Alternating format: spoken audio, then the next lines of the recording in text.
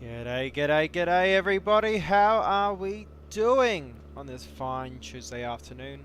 Well, Tuesday afternoon in Australia, but about morning for you guys in Europe and about bedtime for you guys in the West Coast. I'm your host yet again, Mitch, but you can call me Taz. And today, let's look at this absolute specimen we'll be flying today. I mean, how gorgeous is this? Obviously, significant livery, not just because of how beautiful it is, but also in its registration, which we might chat about throughout the flight. As you can see, got a brand new chair behind me. But I think we need to take a look inside this aircraft. Obviously, beautiful, beautiful engines, and just this livery alone. But let's get in the cabin, shall we?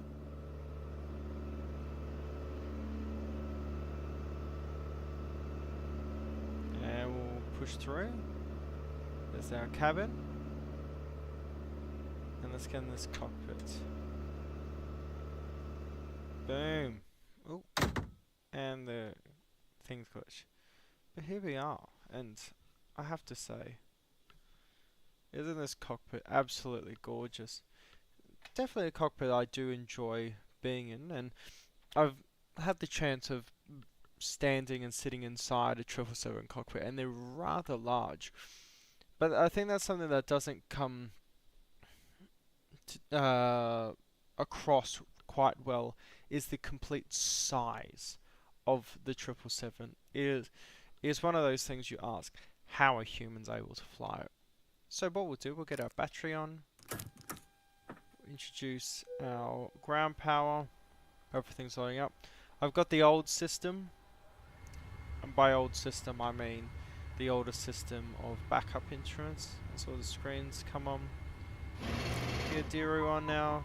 The emergency lights can come on, or can be armed I should say. And at this current moment, we'll just let that rest. We will get our nav lights on,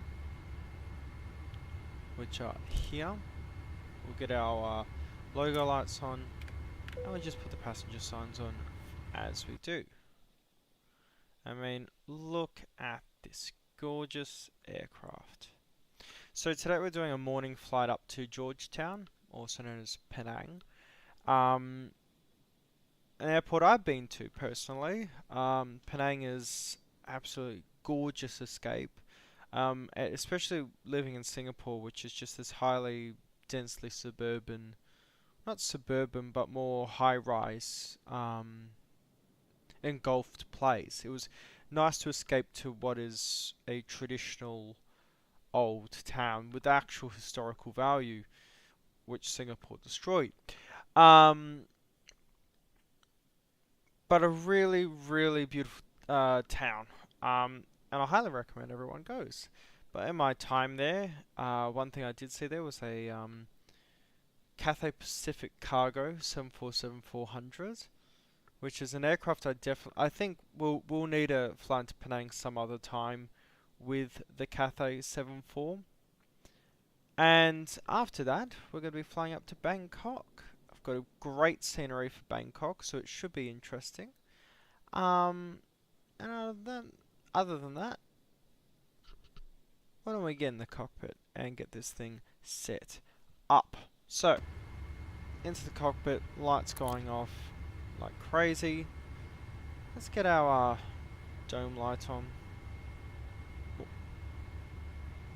And I'm going to come over to here. We're going to get our panel lights on. Awesome. Obviously an aircraft will not be in this state by default, but you know, we like the extra steps. From here, position initialization, which is the normal for most modern aircraft, and we're going to go put in Whiskey Mike Kilo Kilo as a reference airport. copy that and put that in our inertial position, and as you can see, because we're next to the equator, the INSs have aligned really quickly.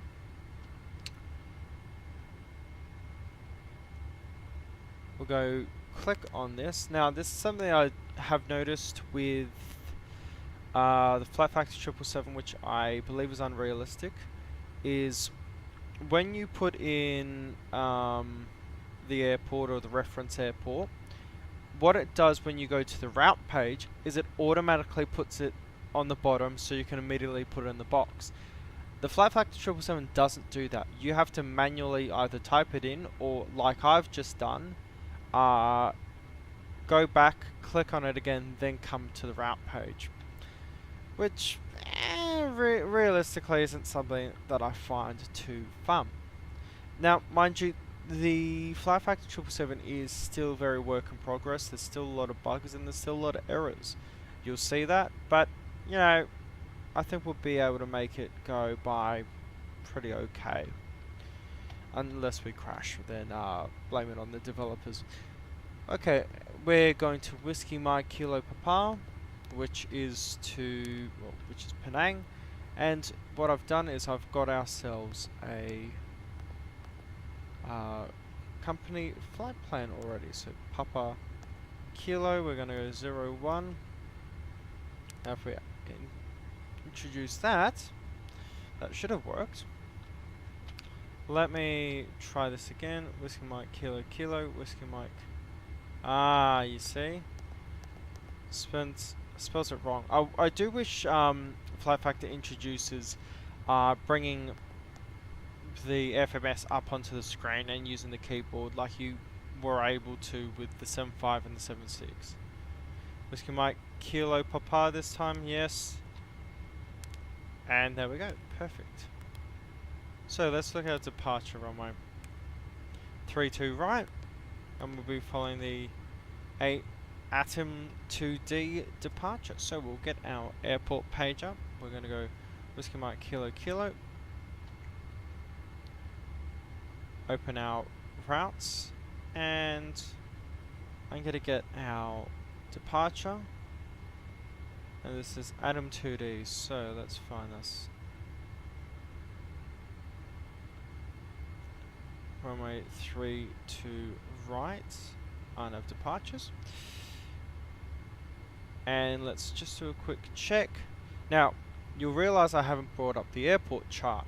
Now, this is something I find really interesting, and that I really love with this aircraft, is if we get on over right here to this EFB, which I find is a bit counterintuitive at times, but it works. We'll just put it that way. Go to our airplane, go to our external services is what I'm looking for. External services, aircraft, get data from SimBrief, get the briefing, and this will give you a flight plan. Obviously, our cost index is 55, but if we go back a little bit more and go to airport map, and go Whiskey Mike Kilo Kilo, you click here, and here you go. So we're departing 32 right today, which is just here.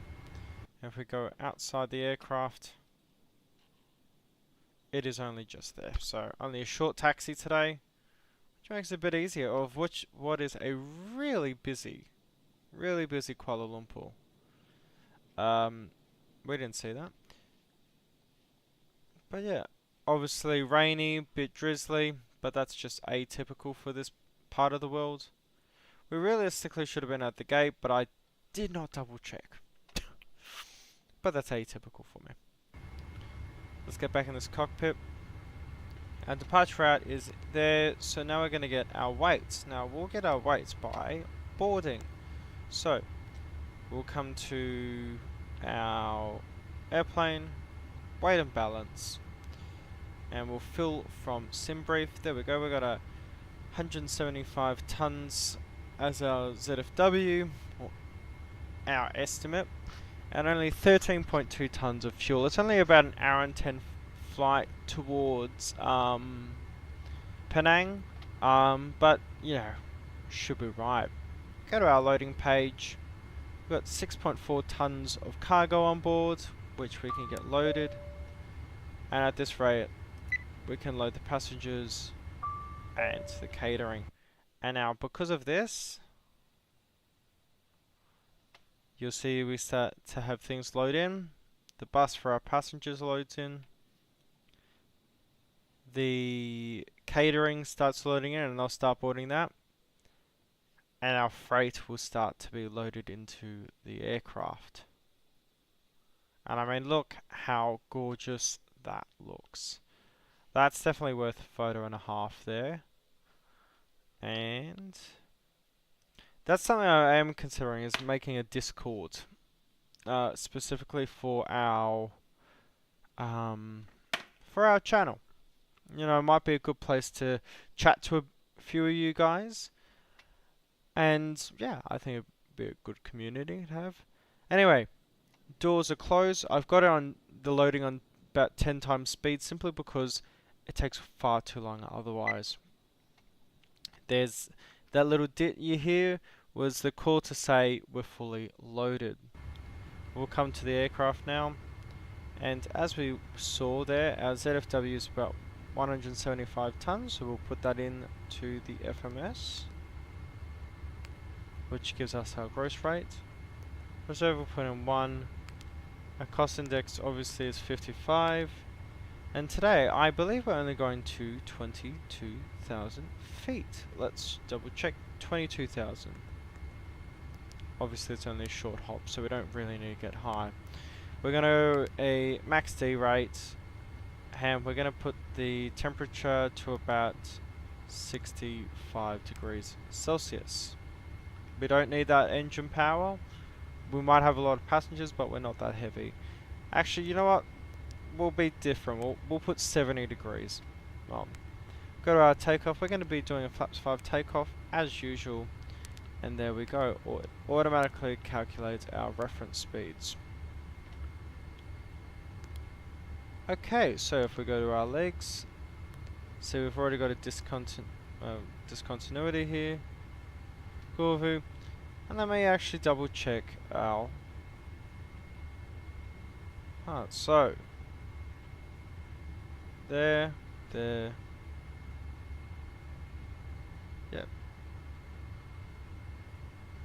A Timu, it's right there. Tipus. And then Gorvu. And then we need to start our approach already. So we're going to get our beautiful chart tab given by a Navigraph. And I'm going to check what our best approach path would be in. So we're going to unload, import flight,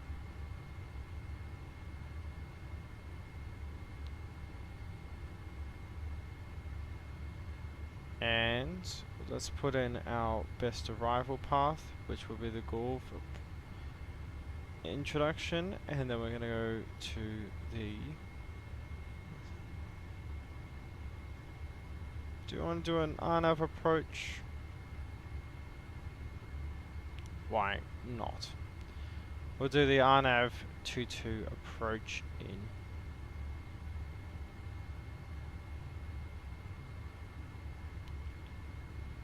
Oh, okay, so actually one of the strange things of this is if we come into here and we put in our approach, which is the BETNU approach. Let's find this. Actually, I'm being an idiot right now. It's the Gorv 1F approach. If we activate that and then put our RNAV 22 in. Let me just see if that will work perfectly. Put the Yankee one in. Perfect. With a stop there. That'll work perfectly. So our flight plan is now fully in order. Let's come back to TPIS. And let's put this back.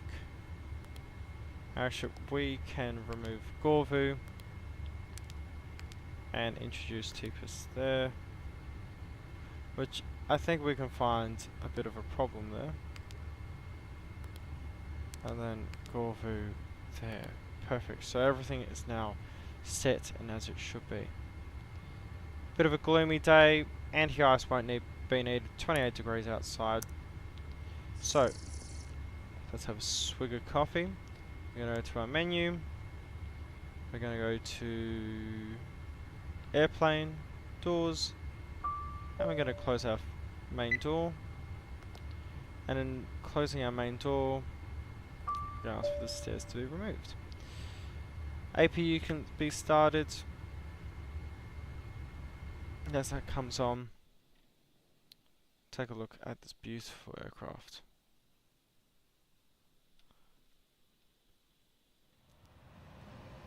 I mean, there's something I do miss is the Malaysian standard livery, but also the special liveries that Malaysian did. The new liveries, like with the Malaysian flag on the A350s, 737s, the A330neos, are absolutely gorgeous. But there was something about that old Malaysian livery that I just think was just, or the last generation of Malaysian liveries that I believe was just gorgeous. And especially when it comes to, as it gets quite loud, these sort of liveries, I think they are just absolutely gorgeous. And they don't really recreate them. I mean, while it's not modelled well at all, this livery on the 74 by Malaysian was absolutely stunning. And I actually saw it before it was retired. Okay, so speed brakes obviously coming in. Radios can come on. And we'll give ourselves a random squawk code. And we'll get the transponder on. APU is on, so we get our APU generator. This become fully self-reliant. And we're gonna come to our plugins. Better pushback. And we're gonna start our pushback. Ground to cockpit. Please show me where you want to go.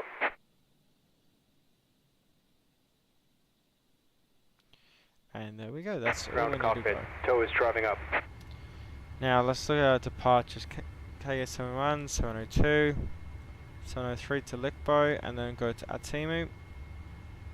So 340 is basically the heading we want to be going for. So let's get this set up. And while we wait for the tow truck to come in, we're going to come up to the top. We're going to get all these fuel pumps on, and we're going to introduce hydraulic pressure. Left, right, and auto for all of those. All of these air pumps, bleed air's coming on, trim air's coming on, packs can come on, circular fan can come on, and the gas plug can Okay, be all introduced. doors and hatches are closed. Ready to connect. Window heat can be turned on, and we'll have the backup generators for left and right engines on before start. Now, one thing that is a major leap for this compared to the Fearless 747-200, which I absolutely adore, is that this aircraft is fully automated. I think everyone knows that, though. You can just look at the screens. Now, an interesting thing is once we start the engines, which start immediately, when you introduce the fuel is almost immediate, what you're going to realize is that it will turn off the packs and everything else to start the engine, which is pretty So swift. connected and bypass pin inserted. Release parking brake. Parking brake can be released. Starting pushback. And you may start engines. No problems. We'll wait for the pushback to start, and then we'll start them engines. So, clear on the left. Clear on the right. Let's come up top, and we'll get engine 2 started. Wait for 20%. Introduce fuel, and get ready for this. Now these are some of the best sounds I've ever heard in a sim. Definitely top 3.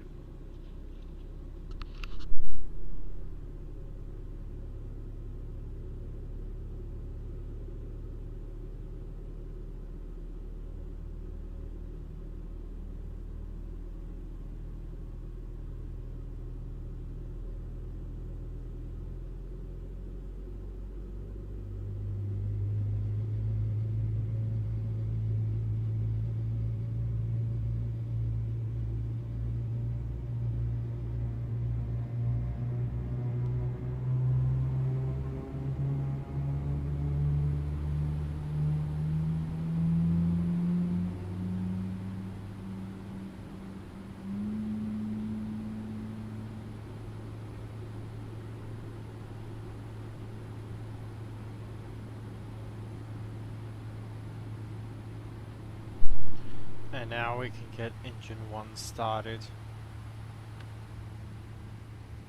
Look back down at the panel. 20% already met, and we'll introduce fuel.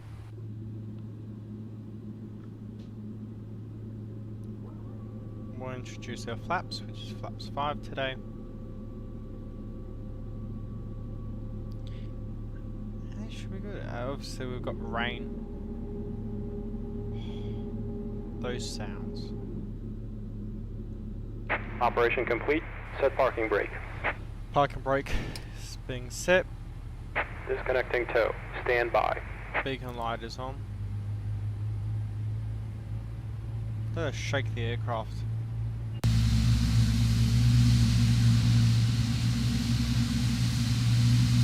Yes! So I think that's what's missing from a lot of great add-ons is they do great models, they don't do great sounds, and I think the sounds are some of the most important things that are required for a really good model overall. I think it does add a lot, and I think that's where some of them are missing out. And I mean, just listen to that. Obviously, I don't have the expansion packs for the 777. Someone could buy them for me if they want. But they are the Flightfactor sounds are for the 777, especially disconnected and bypass bin has been removed. 757 Hand signal on the left. aren't We'll see you that next good. time and have I a good use flight. a FT Sim sound pack for that, and the FT Sim sound pack is just perfection. It is really good. I do wish, however, that I do wish when they do a V2 version eventually that they do it right and they give us great sounds for the 757. Anyway, back in the cockpit, taxi lights coming on, and let's introduce power. We'll come out here.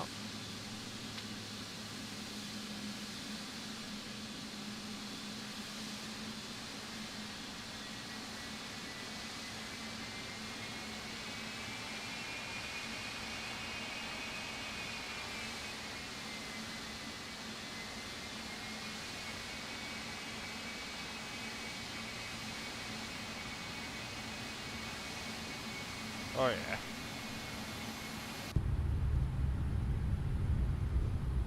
Try not to hit the company aircraft. And we'll get TCAS on now. Perfect. As you can see, it's just gone off.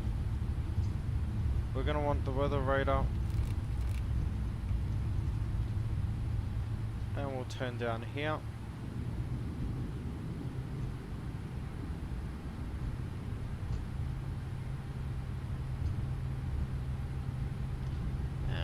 What we'll do is we'll get auto throttle armed.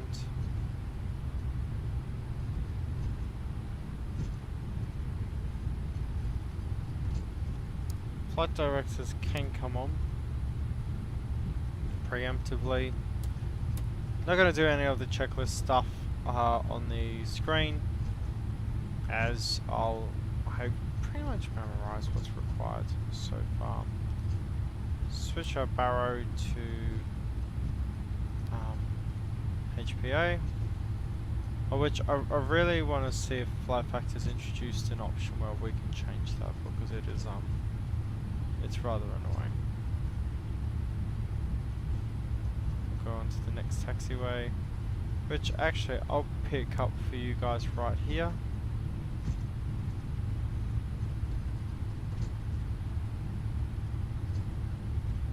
Obviously this is where we're going, so we'll turn down here.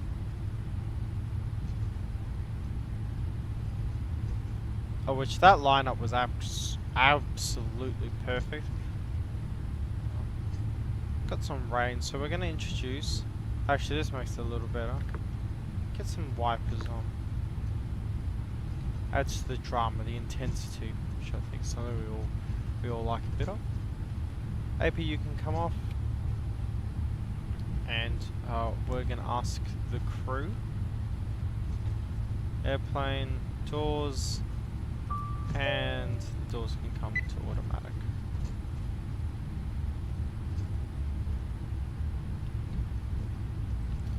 Let's check the barometric pressure in here, which is 1007. Let's get that set.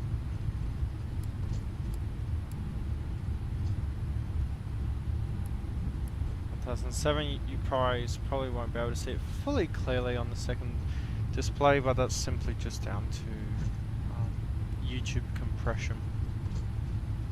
Actually, what I'll do is I'll get these panels reduced in brightness. They're a bit bright.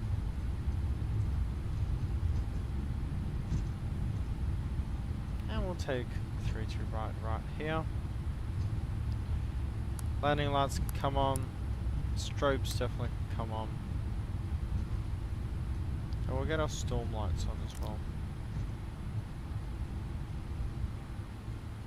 Now, gonna try to get this weather radar to work.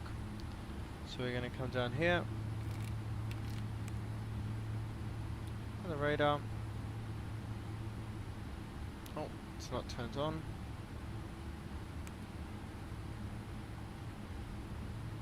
Huh. Is this something? Oh, I've done it wrong.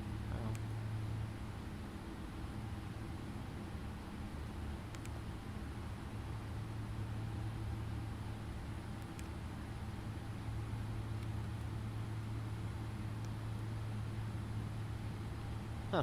Well, that's interesting. Anyway, let's enter this runway. Mike Romeo Delta, entering 32 right. Approaching 32 right.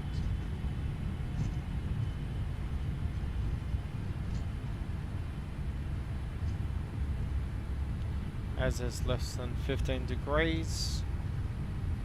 Well, actually, we'll do it while we're on the runway. 32 Our nav can right. be introduced. And altitude is set. I'm thinking maybe we need to go outside for this spool up. Spool. And let's spool these engines up. 50%. And I think before we get to 100, I think some of you guys start liking the stream. Maybe we can get 1 or 2 likes before we start the stream. There we go, we got a like. Oh, good. Now let's hit Toga.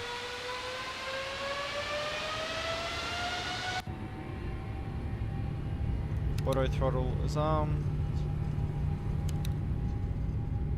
And have forward pressure on the yoke. 60, 70, 80 knots. Moving forward pressure. Oh, a bit. What's the V speed's gone? 130. Slowly pulling back on the stick. 40. Now fly with.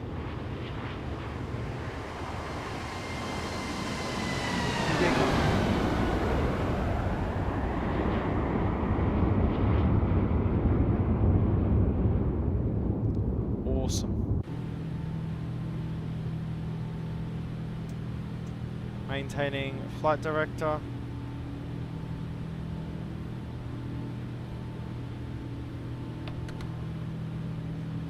Flaps 1.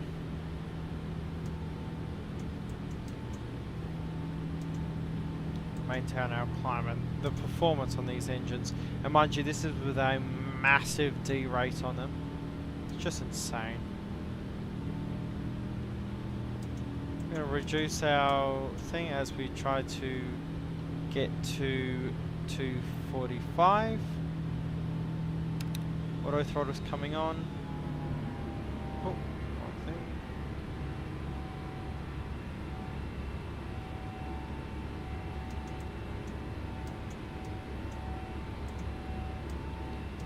Following the flight director. Bit of a tailwind already. Alright, we can get these wipers off. And flaps one, and they can come fully up now. And autopilot can be engaged. Oh yeah! How good's that look? That's worth a photo and a half as well.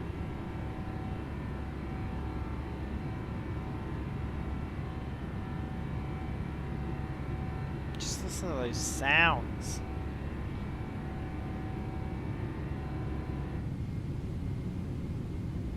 Bit of condensation over those wings. Something that you're going to see so much of being in Southeast Asia, just based solely down to the humidity. But I do find that the Flightfactor overdoes it. Not a bit, but by quite a lot. So I do hope they improve it a bit, because I mean, what altitude are we at already? Already at 7,000 feet, which is interesting. We're going to come up to our max. We're going to set our climbing altitude. Oh, the light come through. Come down to this wing view.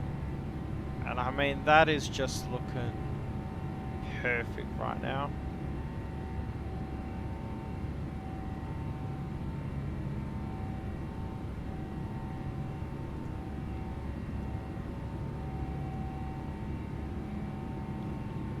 Ah, she's looking gorgeous. I should probably get the lights on. Hang on.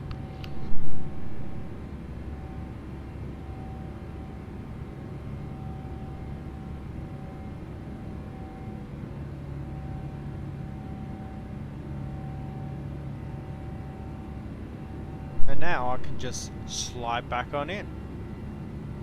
Holy moly, what is this? Some bloody biblical lighting here. I think we need a bit of a flyby.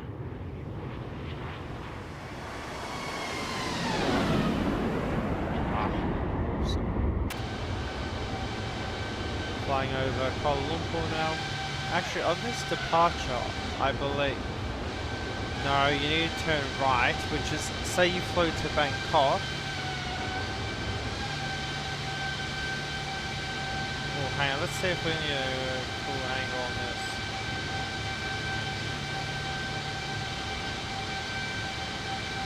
Oh, yeah. Look at that cockpit now. How gorgeous does that look? Landing lights can come off. Logo light can also come off. Some lights can come off.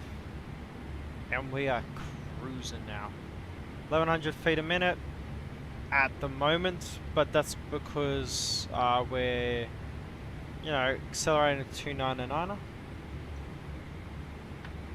And we can come over to standard.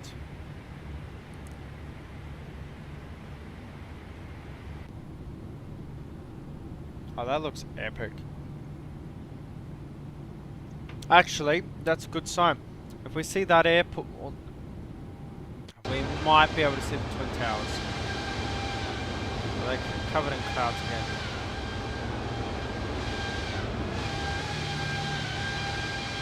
That's the business district of Kuala Lumpur. I don't think we'll be able to see it today. But when you get to see it, oh, it looks gorgeous.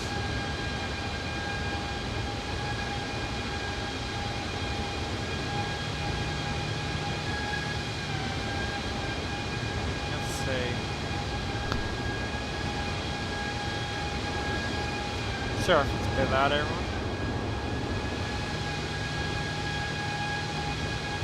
Nah, probably hitting that cloud cover. Ah well. Maybe if another stream we fly back down to Kuala Lumpur, we'll make sure we land on the opposite runway and come in on that approach. Look at this. 3,100 feet a minute. This thing climbs like there's no tomorrow. Mind you, we are relatively light. If you get this thing heavy, she gets heavy. But I mean, with a massive D rate, to still be able to perform to this level is awesome. Already passing 16,000 feet. And we are cruising. Let's just say, yeah, takeoff speeds deleted. Why were they? Let's see our altitude. There we go.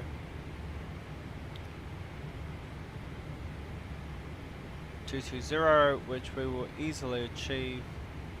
And then by TPIS, we're going to be going down pretty much.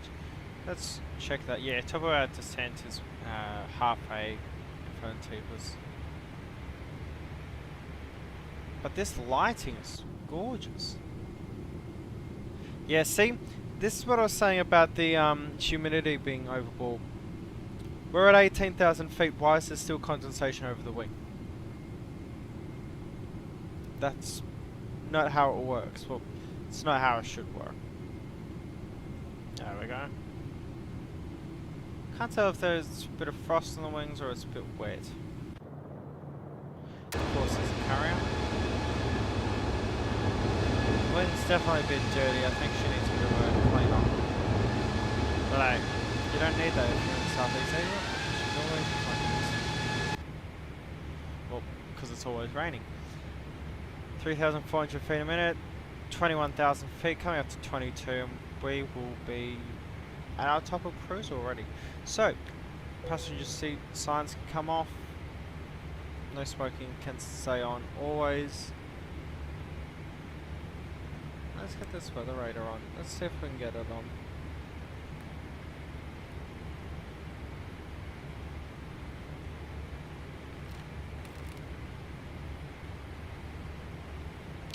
I don't think I can get this to work.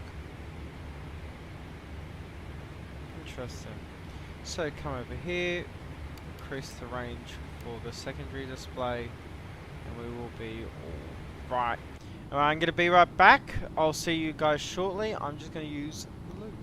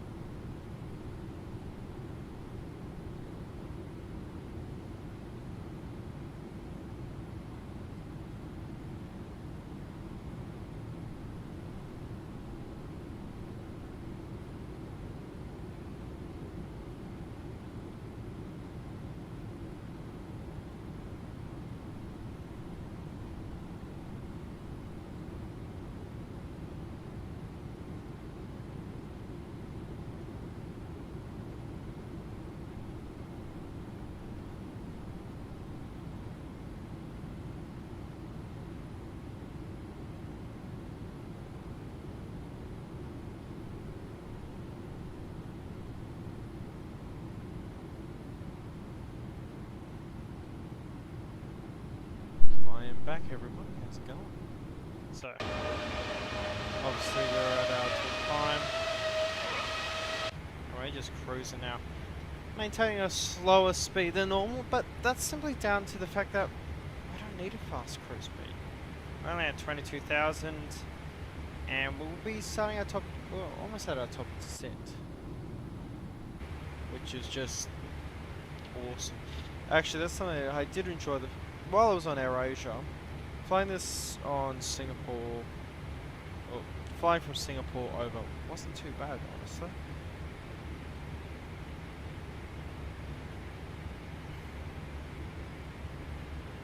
Oh no, Flying Dad's gone offline for a while. That's a shame.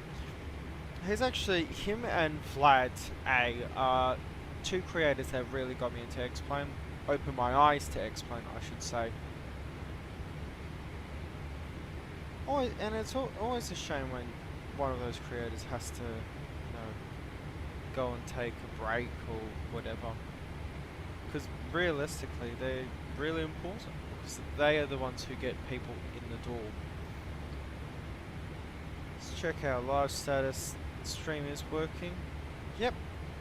Perfect.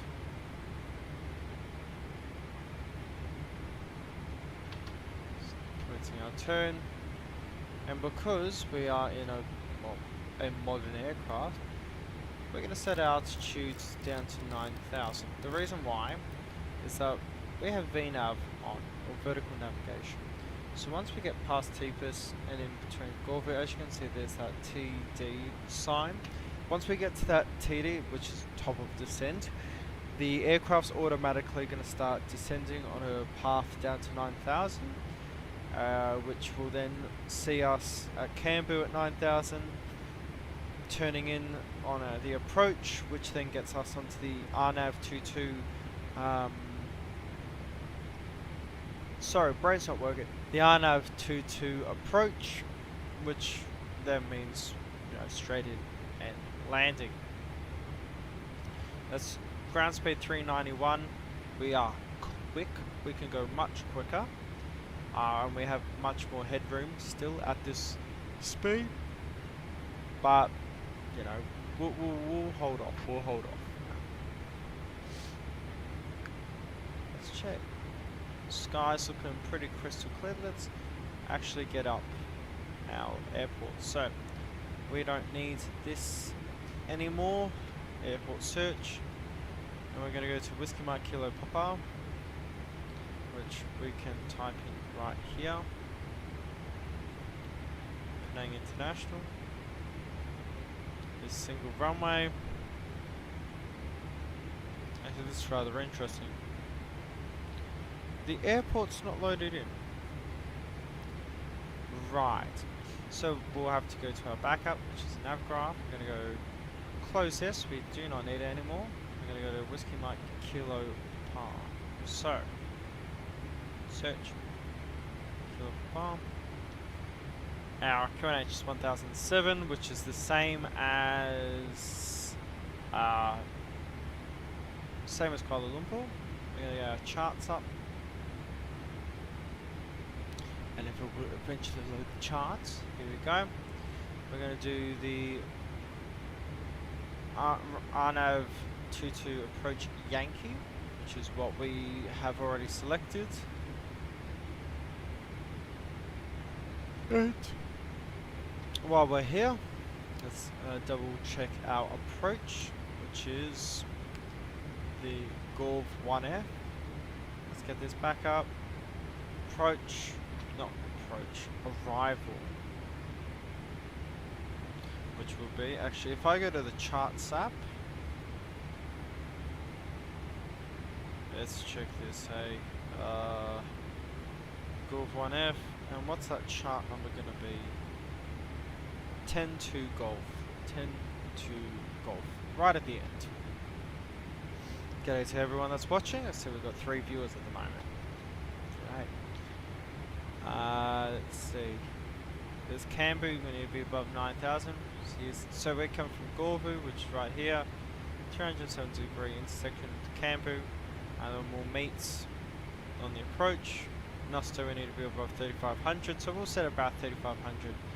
Igben will be 2,500, and then we'll turn in to Penang, which will be obviously where we're landing. We'll obviously be landing runway 22 because that is the Penang's only a single runway, it's not that busy, so we'll have plenty of space to go in. Penang does have a lot of international traffic, which is, I find, rather interesting, because while it is big, I believe big in terms of how it's, you know, known worldwide, Penang is really interesting because a lot of the people that go to Penang aren't going to Georgetown or the old town, but they're crossing the bridge because, while it's not shown on this map, there is a bridge. I've seen it. There's a bridge that goes from this island to the mainland of Malaysia. There is an entire bridge connecting that.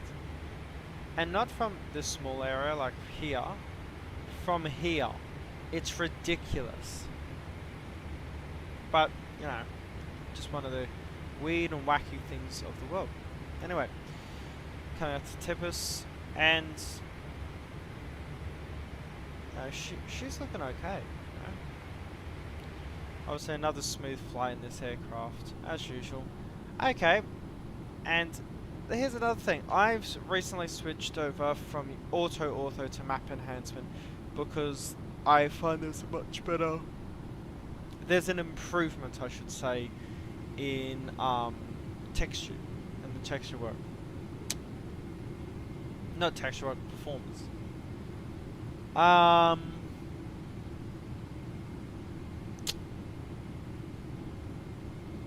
Interesting.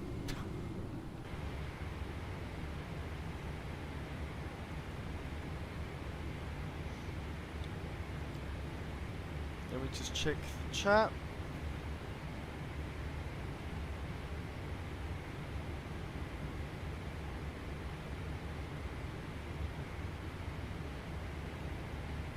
So, now let's get our charts up, just so I can prove it myself, proofread it, I should say.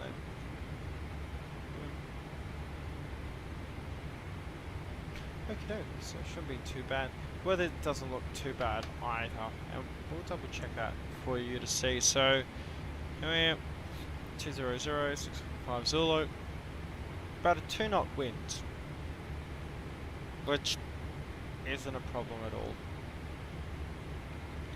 2 knots coming from 200, so straight down the runway pretty much, about 20 degrees off, so that's not too bad for us.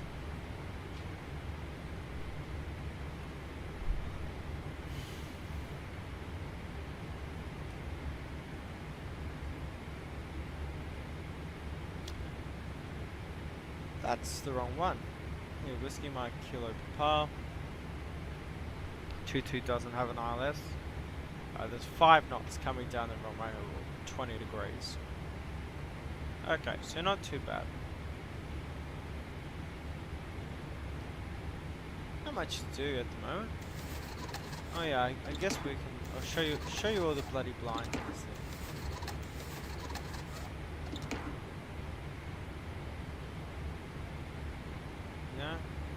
And then when you do that, bam. And it does actually make the cockpit a little darker. I found that's what they have modelled.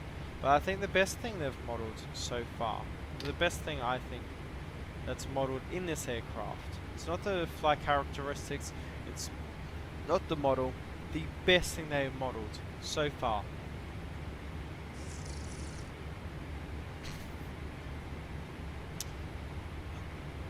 Look. We don't know why, and we won't ask why. But hey, it's a little gimmick that we can all have a laugh about. However, and this, I mean, mind you, the clouds are there. But once you're at altitude, map enhancement can look pretty good.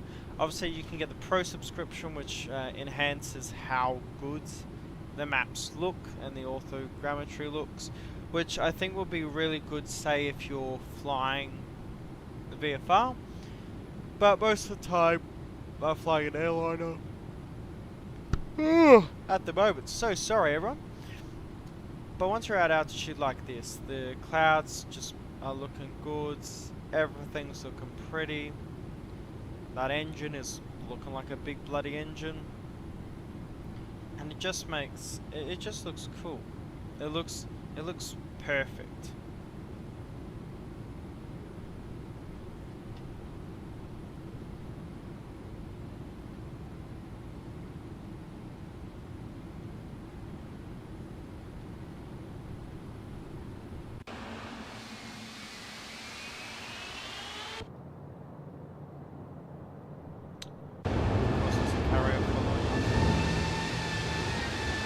And here's that X-plane rain coming from absolutely nowhere. Starting our descent, as you can see, and yet again the VNAV has gone absolutely crazy. We're gonna get our spoilers out in order to protect it, but I don't know why that's actually happened, or why. Oh, g'day Sim, how's it going? What do you crash today? Probably the Sim, because it's as stable as me. There we go. Let's activate that auto throttle. Get the auto throttle actually working. Let's find a workaround for that. There we go. And stick the auto throttle back on. But hey, look, it'll agree with me because we need to reduce that speed. It's something that, when I mentioned at the start it was a bit broken, was the VNAV, and this is one of the cases where the auto throttle is just not working in conjunction with the VNAV. It just gets chucked off so randomly.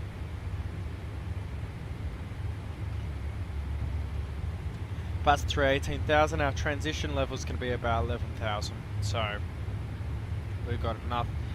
Let me check the charts again. We're going to come down. Oh, there we are on the chart.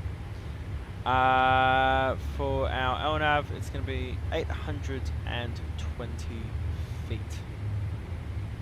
Just no problem. So let's get this set. So we're going to go to radio. I'm going to switch our radio to. Oh, probably need a reduction in drag. There we go. And we need 820 feet. Commencing our bank in.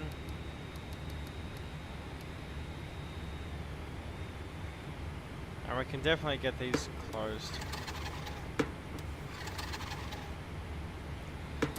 G'day Dad, how's it going? And yes, I am in a 777. Jeez. Yeah, Sim, it is not 8 in the morning here, thankfully. So, yeah, should be right. But I'm looking forward to bed. Had a hard day's work yesterday that did my head in. Yet again! What is this VNAV doing? This annoys the daylights out of me. Introduce drag. Ah, yes.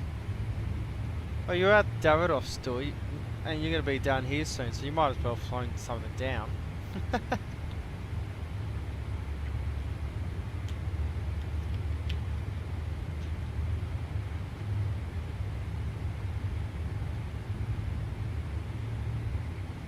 Let's reduce this picture. Obviously, we're not going to be 9,000 by Cambu, but it's simply down to the VNAV path for it.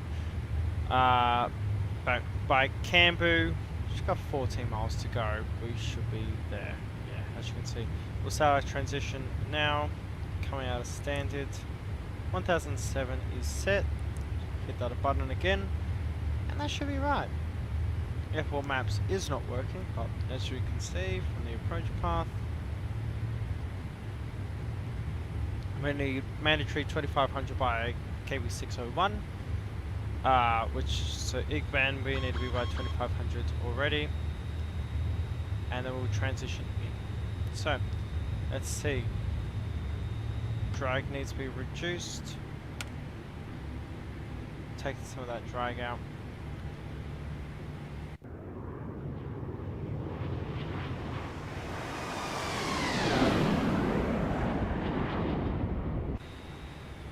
She's a fantastic looking aircraft. I'll give I'll give Oh, what is their names again? Flightfactor. Credit for that. I mean, they've just done a fantastic exterior model, but 100% need to work on that VNAV. Like, the quality of this aircraft is great, as we get some stuff coming on. Oh, condensation. Will you buy the 146? I own that for Microsoft Flight Simulator 2020. It is my most flown aircraft, probably got close to 50 hours in it. It's just an aircraft I love flying. I loved flying just that aircraft in general. The systems, the mind fog that that thing puts you under because of how stressful it is taking off. Seeing as it's coming to X-Plane, I might buy it. But I might have to talk to Just Flight, see if I could get a little bit of a discount, you know. Matt Chops, aka Dad, it's MRD. I MH17. I'll go zoom in on it. Mike Romeo Delta. There's the airport of Penang. Airport I do remember quite well. That condensation is done too bloody much, but she's looking good. Okay, doke, let's see our path coming down 7,000. 7,000. Actually, I can put this down to 2,500 and it's automatically gonna level itself down there. 2,500, speed's coming down to 250 as we are under 10,000.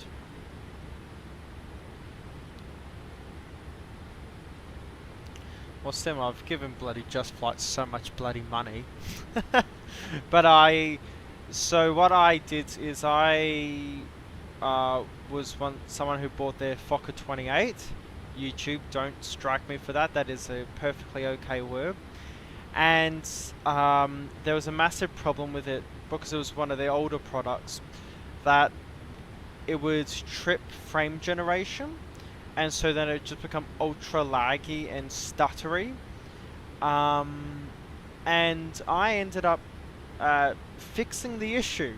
I thought it would be like the windscreens, because what would happen was the insides of the aircraft would be perfectly okay, but the outside of the aircraft would be extremely stuttery. Well, like, so you could look out the window and you're looking through the cockpit and it's all good, but it's like there was a second image looking outside that was stuttery. And basically it was because they had done the windows, they modeled the windows wrong. And so on top of solving that, I did get a refund for that, which they graciously offered, which in the software world you don't normally get refunds, so them doing that was really nice of them. But as an owner of the 146, I got a discount on the Avro RJ, which I really wanted because I love that cockpit and that era of cockpit, which is what we find in the 757. But on top of the 20% discount you get for the Avro RJ, they gave me an extra 50% off, which is great of them.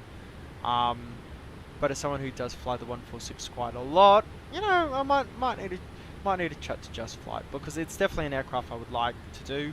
It's an aircraft that existed in Australia quite a bit, though the Australia streams don't get a lot of attention, mostly because it's flying in Australia. I think flying that would be really, really cool, just because I know how it flies in Microsoft Flight Simulator. So I think for me that's probably going to be a definite purchase. Anyway, we should start performing. So drags required, so we'll introduce some drag. We'll go to our init ref page. So 131 is our approach speeds. We're going to add about 5 knots to that, so 136 will be the speed I want to be landing at 30 degrees flat. Coming over, so in terms of there's the bridge, and that is real. That is how huge it is. See, so this is mainland Malaysia, and that is a real bridge that goes all the way over to Penang. And up here, which is where we'll get close to, is Georgetown. Oh, got quite a bit of rain, well, water on the windscreen. Let's see, reduce those speed brakes. We don't need them out too much.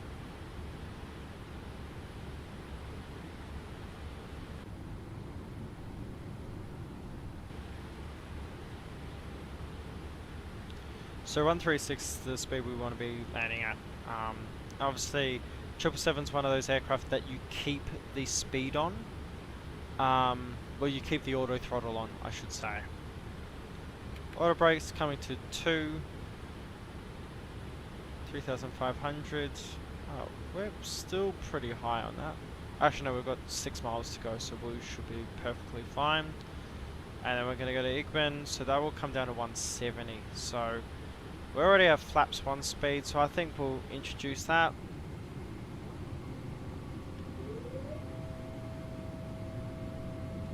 And the sounds for this 200 obviously are the same as the 300, and I flew 300 quite a... Well, I did 2 legs in A6 Echo Golf Oscar when I flew to Europe and back. And the sounds are the complete same. It's not fun coming into Prague when you've got torrential weather, just really cloudy and all that, where you just hear this loud whine. But it is one of those sounds. We'll come down flaps 5. And look at that. That's a slats to pull in that sound.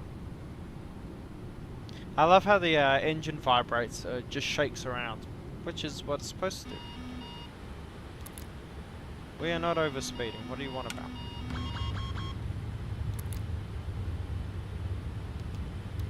This is where this aircraft becomes very unrealistic. There you go. See, it's supposed to go down to 170. We'll manually put in the speed, 170.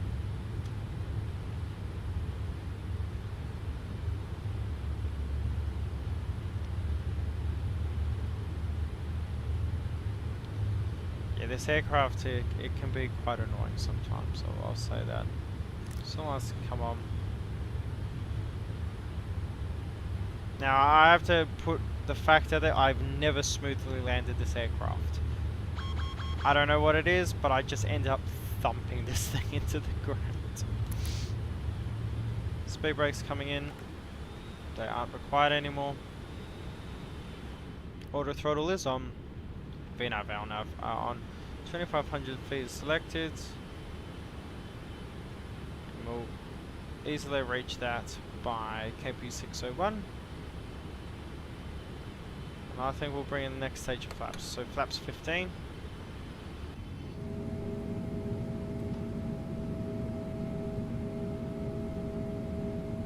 I do wish map enhancement was a much more sharper with their image. That's something that what is it? That's something that AutoAuthor does a lot better. Which, I mean, at altitude that looks okay, but yeah, they've hidden it behind a paywall, which I don't really like. It's not even a paywall, it's a subscription, which is even worse.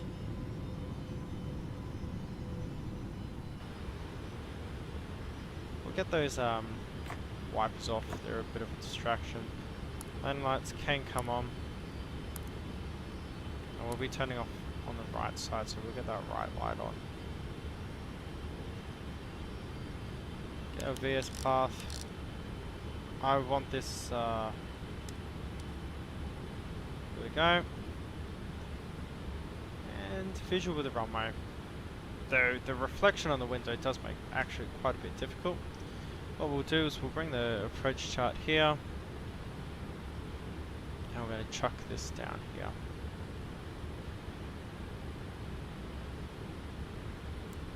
Reduce our range. So heading is 222. Let me get that sorted up. Choo choo choo, as Richie Benner would say.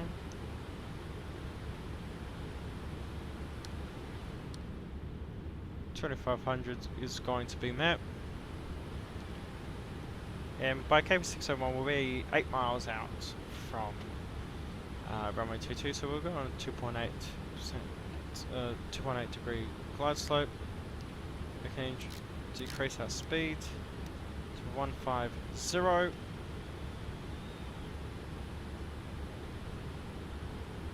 Obviously the runway is seen.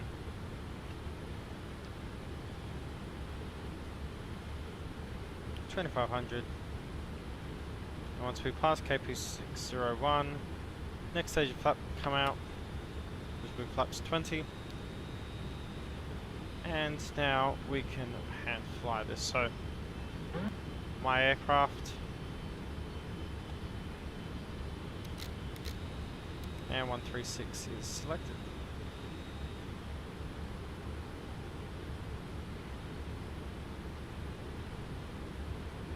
I've just realised the view that is set for this is actually angled inwards,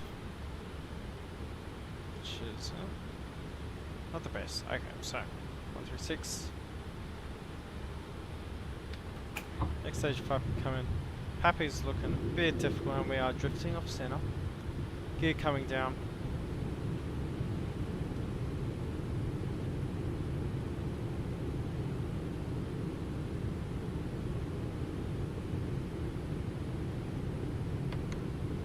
There's your flaps, spare arms, gear down.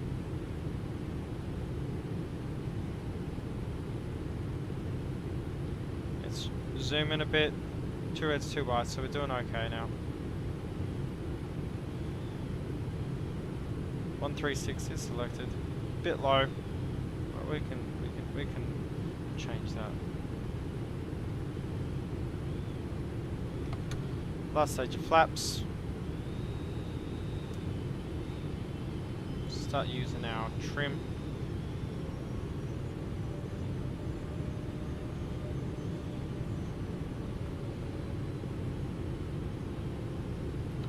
Well, I've got my phone here, so this is how I do the feedback, just see if the sounds are all okay and everything. And all I hear, all I see is me just standing up like a bloody dictator. 1,000. 1,000, 2 reds, 2 whites. Doing pretty good, okay. Approaching minimums. Let's get her down, come on. Minimums. Continuing.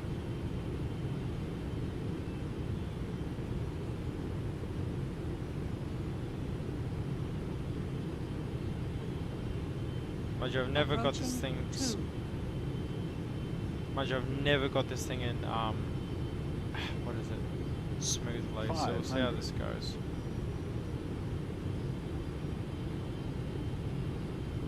$400. Bit high. We can change that though. 300. Little movements.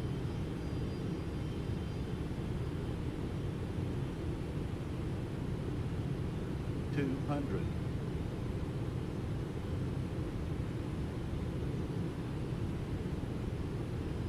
$100.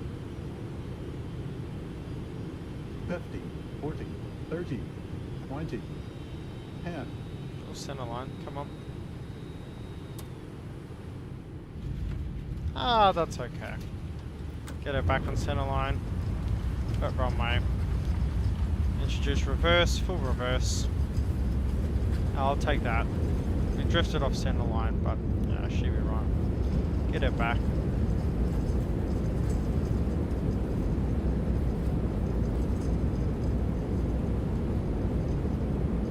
$60 knots. Reverse is coming out. Now we'll just go to the end of the runway. Auto brake can come off. That's another big problem I have with this thing is what is it? The thing's very sensitive. Speed brake can come in. There we go. And speed brakes are in. And we'll vacate right here.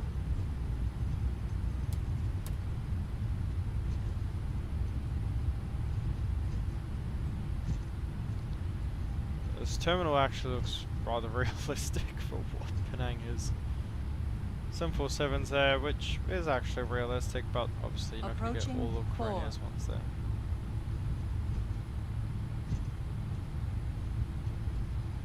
Awesome, so what we'll do right now is we'll activate the approach. I bet you this is going to look a little gnarly. As it loads up the approach, you can have a swig of my coffee.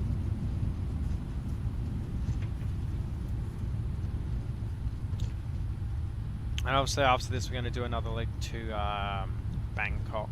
I'm just thinking though, do we do 747-200 or do we do 777? Because I happily fly both. There you go.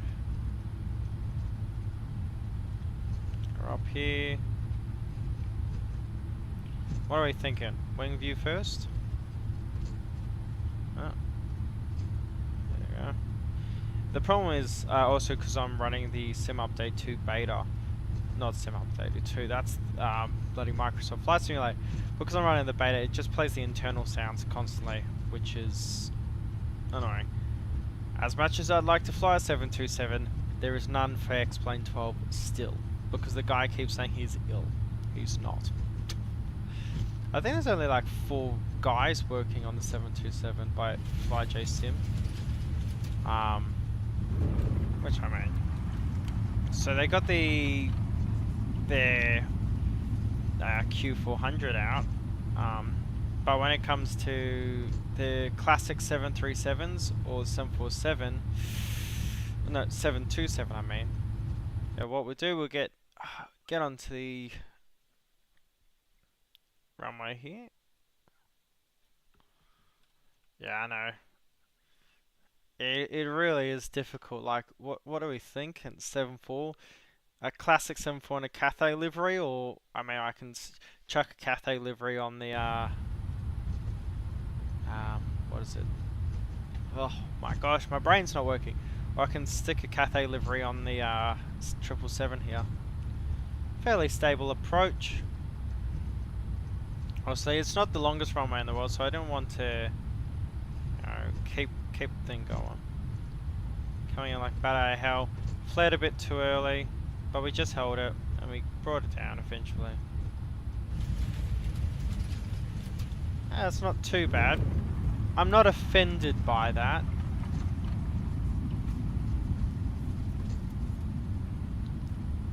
I think, obviously centerline wasn't too good. If we go here. Yeah, see, it keeps playing the internal sounds. Okay, well, got a 777 boat there. We're off centerline, didn't crab it early enough.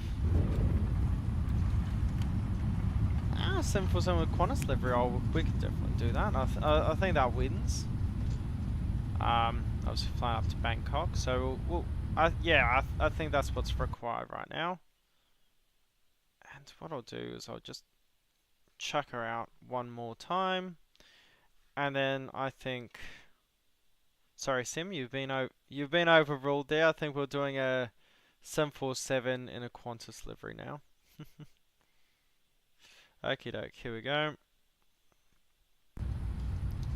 Do love the 777 though, but 747 classic with the classic Qantas livery. I think that'll look good. Well, actually, because we're doing we're flying aircraft, they keep bloody going off the runway. We could do a was it 747 Qantas 747 in the later livery, which is the white with the red tail with the gold stripe on it. So we'll see. So just chuck this off and just taxi her to the gate.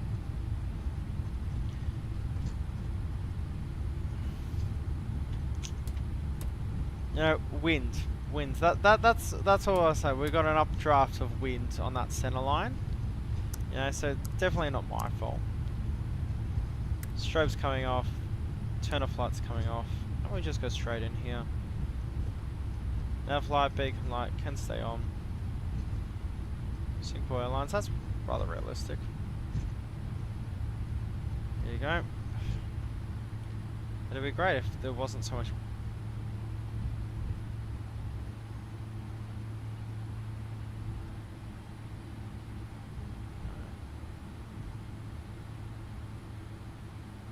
Slow her down.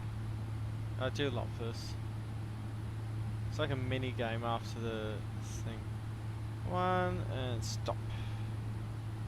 Oh, yeah, there we go. Now we can stop. Parking brake coming on. That's what I did forget to do. So GPU, or APU is coming on. And of course now it's fully configured. Flaps coming up.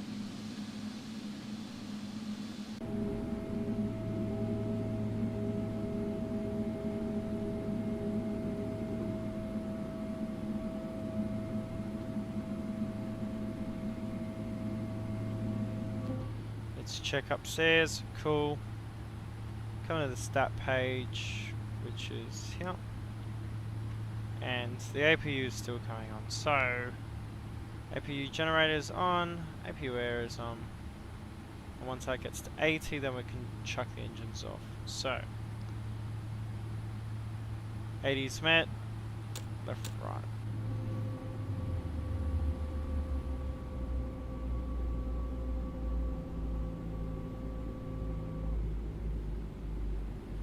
That the engine just going down just sounds so good. Touch the jetway.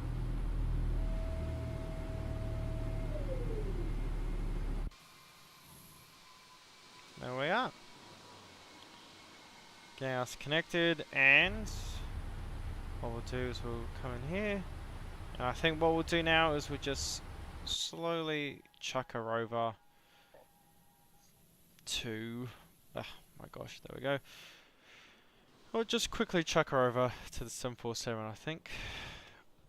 Uno momento, we will be right back.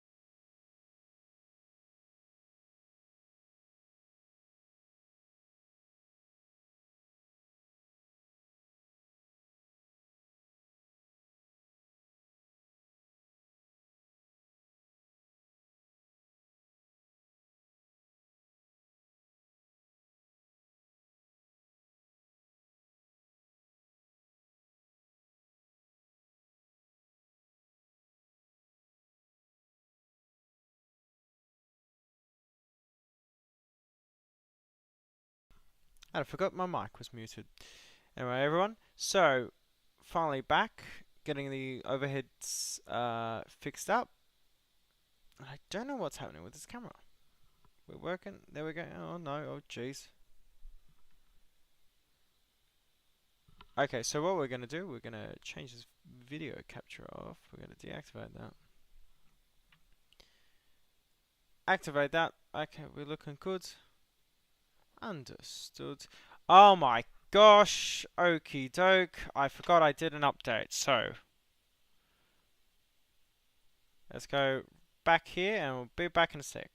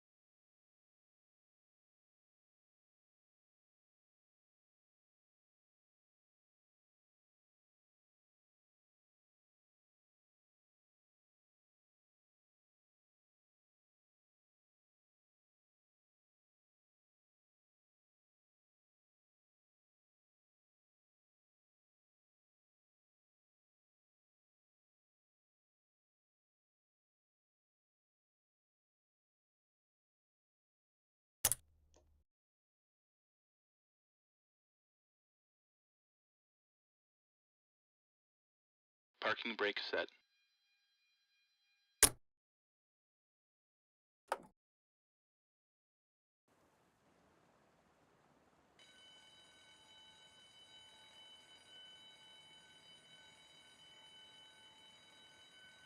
Okie dokie, we are finally back. She's finally looking gorgeous. I do really love the 747-200. I think she's the best 747. The hump is the perfect size. You know me, I know about them. And just the JT9Ds, I think they look good. Obviously, we've got the RB211 mod and the CF6 mod. Qantas did eventually use the RB211s, but they also used the JT9s for quite a while. Still raining, but we should make it out. So we're going to come in to this cockpit. Okay, check everything is set. It is. We're going to come over to our battery panel. Standby power is coming on, which means all of these light up. We're going to get nav lights on, and just to indicate we've got power, and logo lights coming on. Emergency lights coming on, and we're going to come down to here. Go to our ground. Cockpit to ground. GPU Connect ground power. Cockpit to ground. Put the chocks on.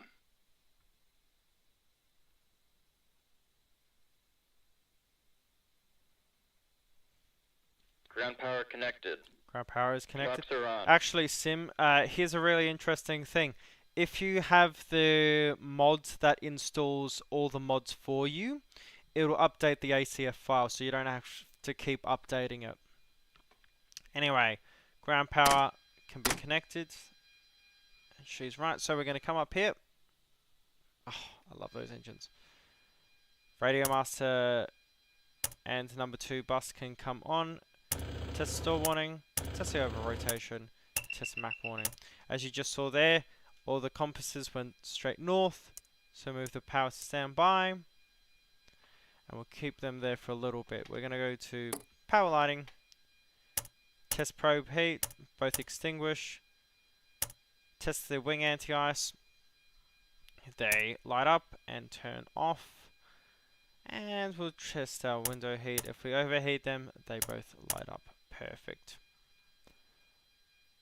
Anti-skid can come up, body gear steering can come open, no smoking and fasten seatbelts activated as usual, and we can start aligning our INSs. We're going to come over to the main panel,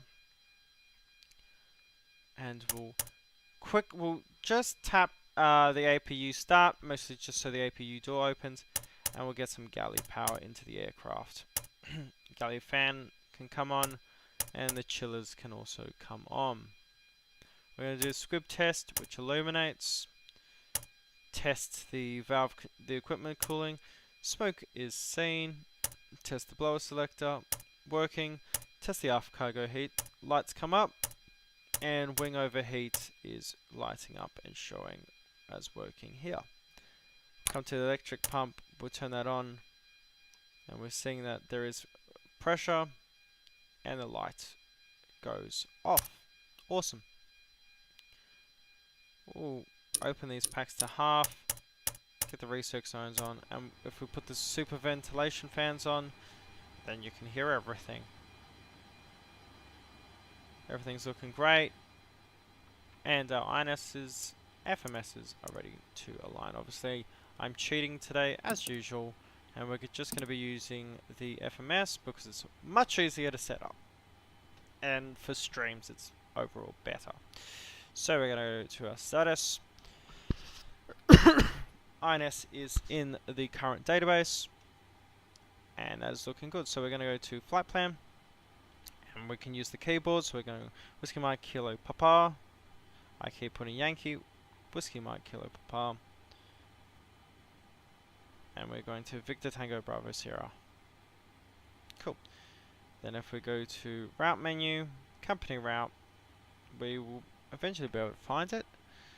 Whiskey Mike Kilo Papa, Victor Tango Bravo Sierra. Here we go. And that means our flight plan is put in.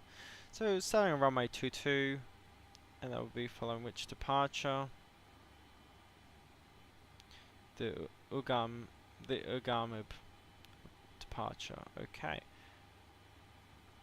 We're gonna reduce that, and we're gonna get loaded. So today we're doing a payload of 366 people.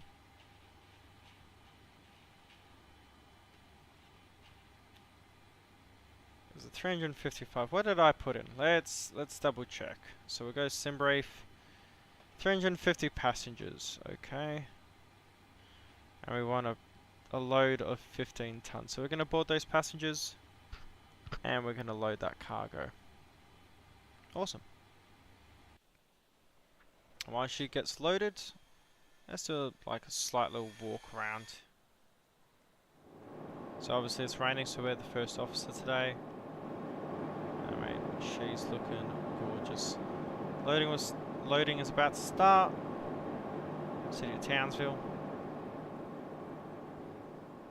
They're already loading in the back. I wish they did this more often. Everything's looking good, everything's looking squeaky clean. They're loading. That beautiful kangaroo, Skippy, who's missing his arms now with the latest livery, which I don't agree with. I don't think actually anyone likes that. APU doors are in fact open.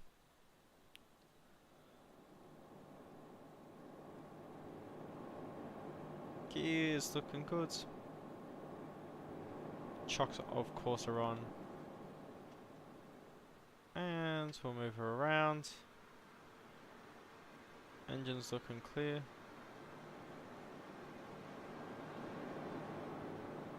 The engines are making the clacking sound that they normally do. That's interesting. Come over to the fuselage. And she's all ready. So we're going to come back in. We'll actually load up these CRTs simply so we have some weather radar. We'll switch that standby, we'll put that up by 5. And we'll just put a random code in. Our auto throttle is on takeoff dry, however takeoff conditions aren't dry, so we're going to put that on go around power when we take off out of here. And I just click this and we are loaded. Awesome. So we're going to come back to this panel and we are going to hold this down for 5 seconds, wait for it to pass 20%, and the APU is starting up. Obviously we've got some beautiful wing views today.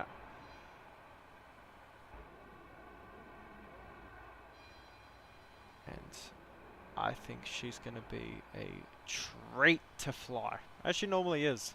Actually one of my favourite, and I will say that my favourite hand flying aircraft. Let's check the APU. APU is start 100% RPM, EGT is in the green, and we'll close these. Awesome. So we're perfectly on our own power, recirculation bands are working, and I think it is time we start getting ready to turn out. We'll get these boost pumps on for the engines. We're going to check outside. All the loading stuff is gone. And we're going to ask for ground, disconnect the Cockpit to chocks ground. and the Remove the GPU. chocks. We're going Cockpit to to ask for ground. the Disconnect jetway to ground be power. detached, which it is. Oh, wrong button. I'm going to go plug in, better push back. Ground to cockpit. Push back. Please show me where you want to go. That's definitely not a Malaysian man. And Ground to there cockpit. is our Tow is plane. driving up.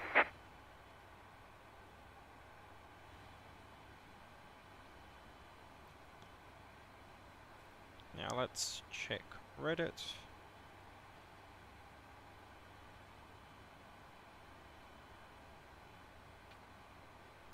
Yeah, I've stayed away from the Sparky.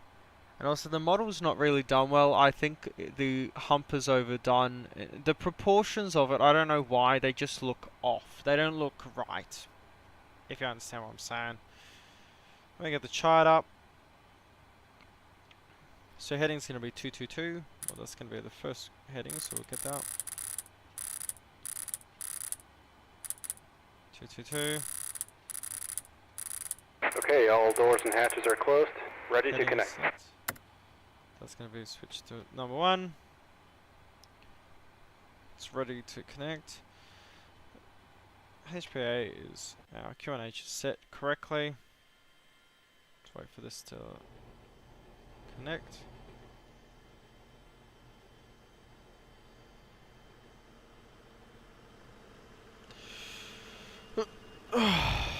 There we go.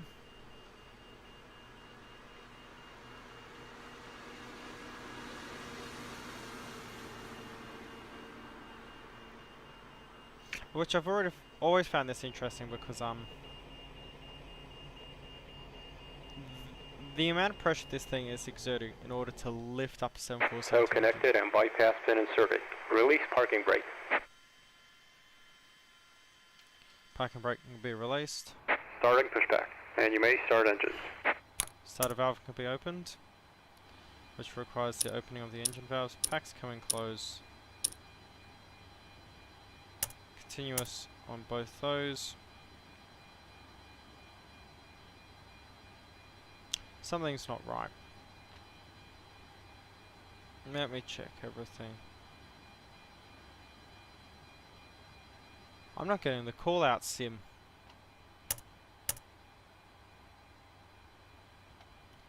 Propay coming on.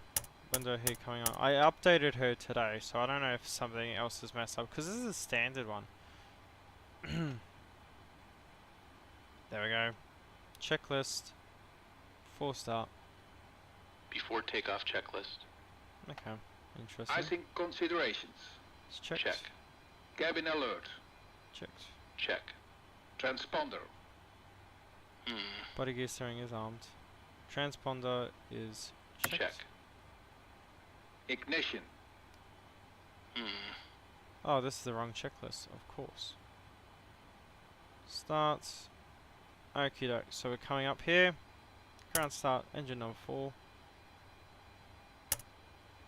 I've forgotten something. What have I forgot?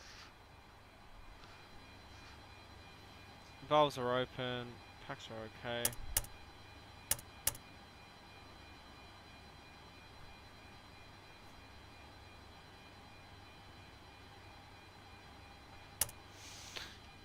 I found out what was wrong. It's always that one blaze switch. Starting engine 4. There we go. Starter valve open. Starter valve is open. N2 pressure is increasing.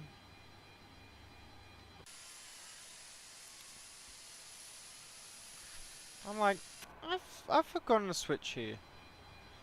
20% and 2. 20%. Fuel Operation on. complete. Lights out. Set parking brake. There we go. Introduce fuel, and we see it's on.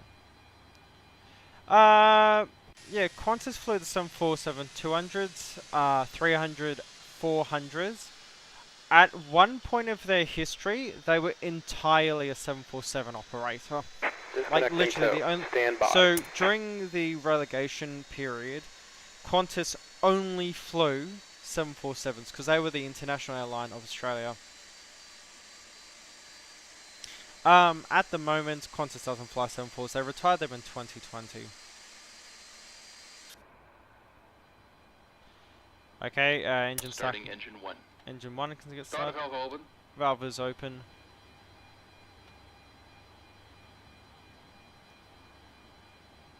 Sound.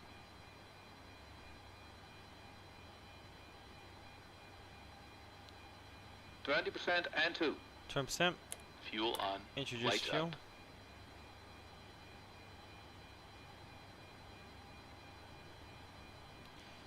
We're seeing pressure rise. Tow is disconnected. Unbiased gas Going bin has been red. removed. Hand signal on the left.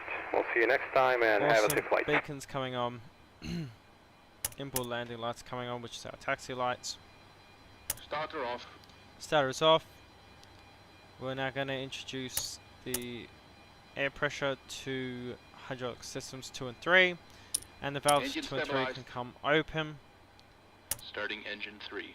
Engine 3 can Starter get valve started. open. Starter valve is open.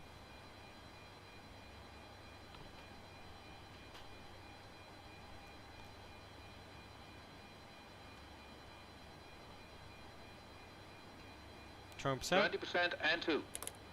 Fuel on. Lights out. Introduce fuel.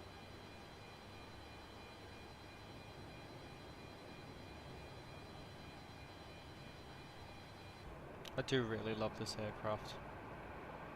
There you go. Engine spooling up.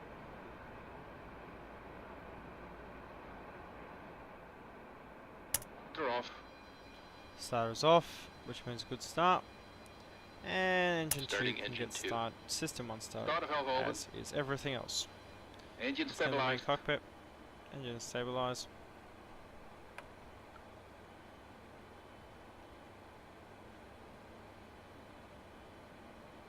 %. 20% and 2. Fuel on. Lights out. Now we see N1 RPM increase. Obviously this is a JT9D, so it uses EGT. EGT is rising.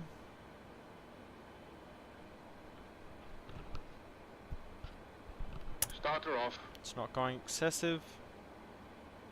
10%. We'll come up to the top now. Engine stabilized. And ignition switch to flight start. Now that we're here, close the generators for all the engines, and most importantly, close the system breaker. APU can come off, and the bleed air can come off. Cargo heat can come up to normal.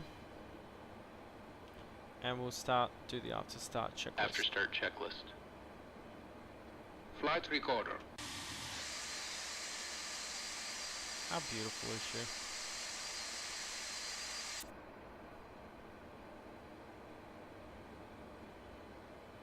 Beacon lights. It's on. On. Brake pressure. We'll introduce Check. a bit of fuel. Start levers. Idle detent. Engine and the ice. Off. Electrical panel. We'll come up Check. here, anti-skid off, Back come valves. back on, This. skip, Dual warning lights. out, Hydraulic panel. check and Check. set, Flight recorder. is on. On. After start checklist completed. Back and brake coming off, Parking brake released. and let's taxi this girl out. So we're going to do a flaps 10 takeoff. Flaps So we're gonna 5. hit performance calculator, flaps 10, Flaps 10. set the speed bugs. V1's 100, rotate will be 114. So we're pretty light today.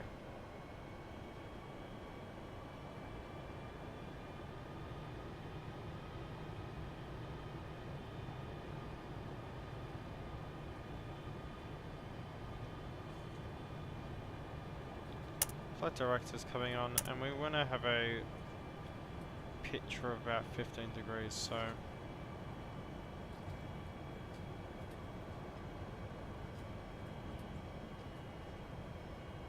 15 degrees set. We'll turn here.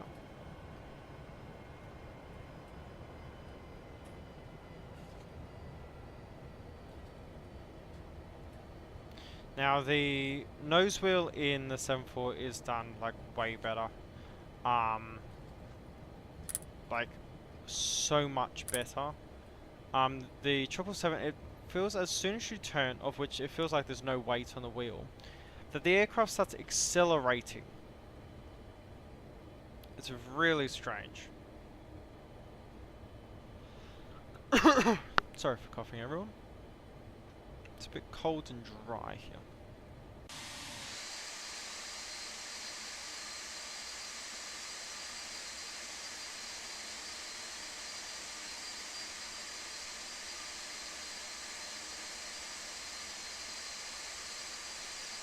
Oh man, look how gorgeous that looks.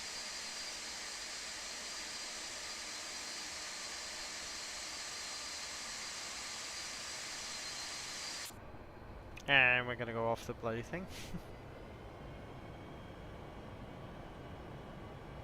Let's go down to start runway 02 and then we just do a takeoff.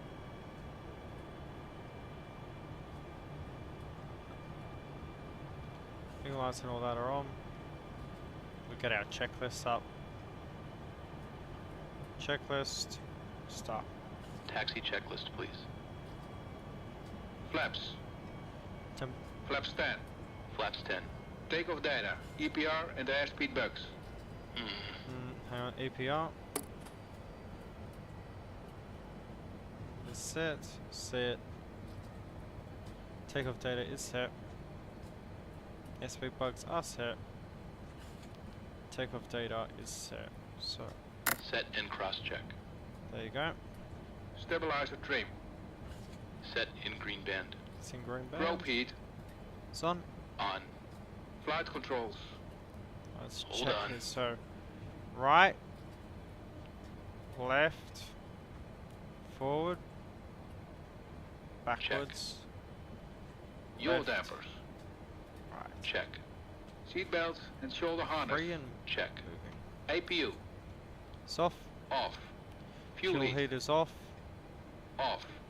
Totalizer and gross weight. Set and Set. checked. Flight engineer and pilot panels. Checked. Check. Aft Cargo cargo heaters heat. norm. Normal. Seat belts and shoulder harness. Check. Checked. Taxi checklist completed.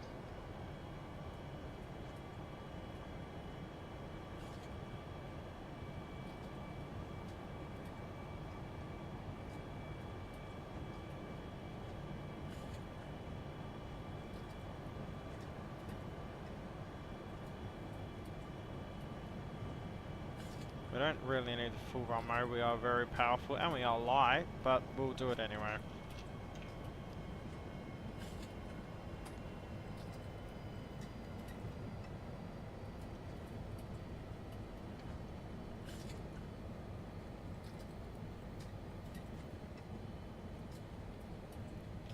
Oh, 5 viewers at the moment. Oh, jeez, hello.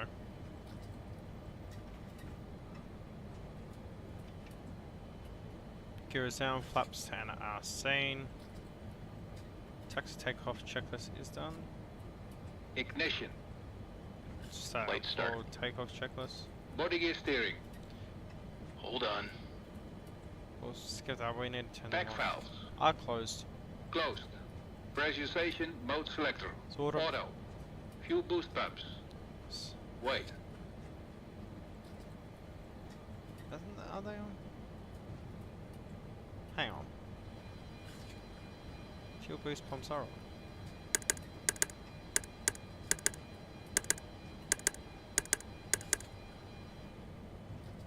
They are on. What is it on about? Cross feed valves. Checked. Check. That can't be open. Before takeoff checklist completed. Okie doke. We have to remember body gear steering before takeoff. Otherwise she gets really squirrely on takeoff.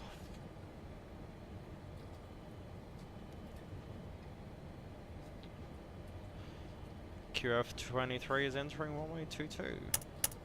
Landing lights coming on, strobe lights coming on. Got a wet runway, but should be right.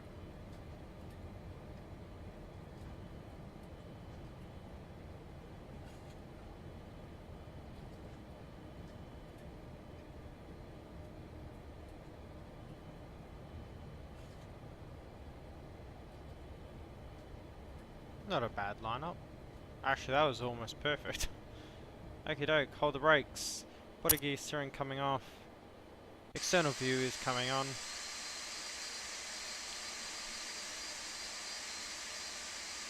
There we go. 50%.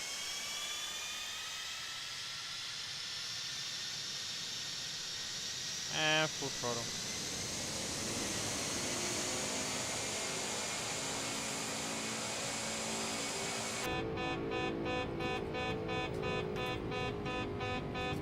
What's that horn going? Cross set.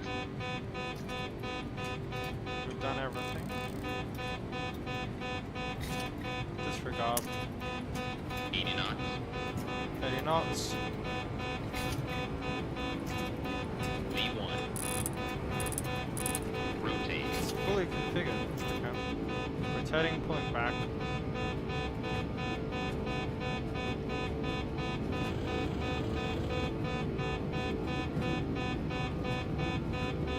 I don't think the computer's set. Okay, so we've got an error with the computer then. Positive We rate. definitely aren't stalling. Gear up. Gear up. I want to know what's wrong with her. I think the update's broken her. Because everything was configured. Okie doke, so. Gears maintain up. there. On the INS. Follow the flight director.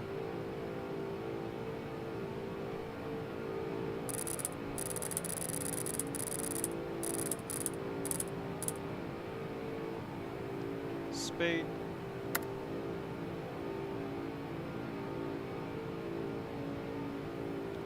We're going to want to come to speed. Climb thrust on speed. And there we go, perfect. Flaps 5.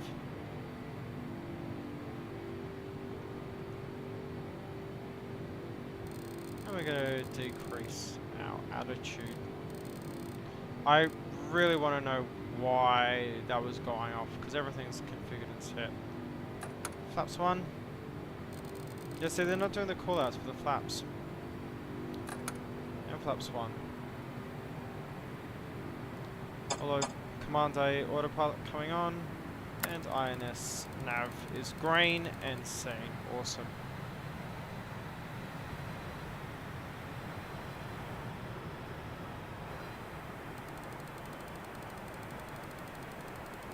After takeoff, gear lever off. After takeoff checklist. Gear lever. It's off. Off. Landing and logo lights. Hold on. Skip because we put those up above Ignition. 10,000. Check. Seat belts and no smoking sign. Check. Back valves. This.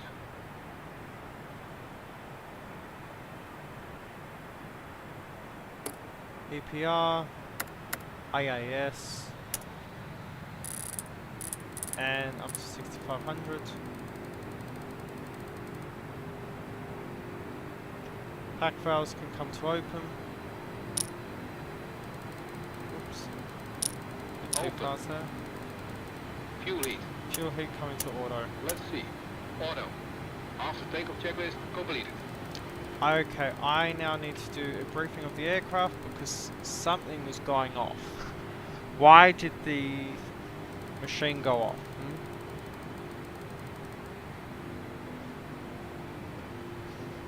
Those are all on. Now let's check the bottom panel.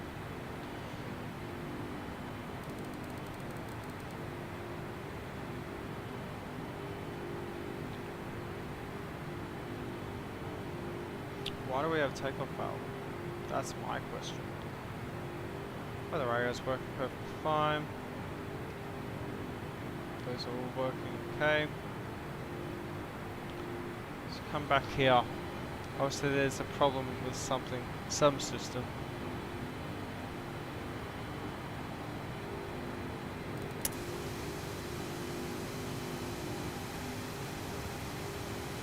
Fuel boost pumps are on.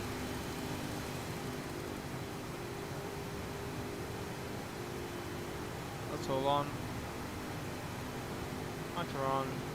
Trim was in the green band, as seen. Interesting. 6,500 feet, we're going to go up to 7,000.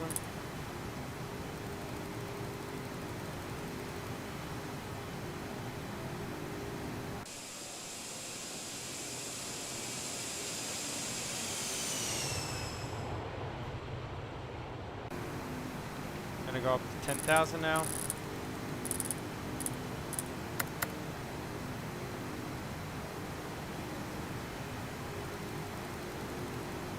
Let's see, body gear steering was disarmed. Yeah, so we've got green for everything. Pack valves were closed. Takeoff data, EPR and SP bugs were set. Stabilizer trim was set and in green the band. Pro P was on. Flight controls were checked, fuel damper was checked. APU was off, fuel heat was off. Well, that's really odd then. I want to know why the aircraft tried doing that when it was perfectly okay.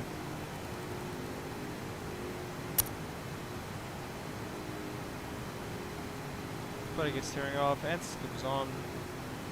Landing lights were okay, everything was all good.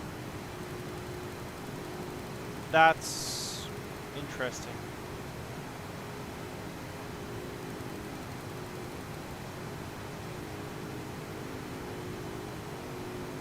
Okie doke, so now that we're in the air, we're going up to 37,000 feet today.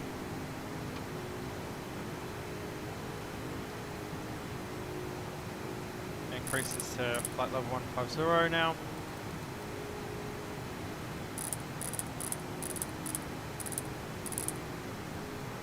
Hey Sim, do you perhaps have an idea of where I've gone wrong? What wasn't set?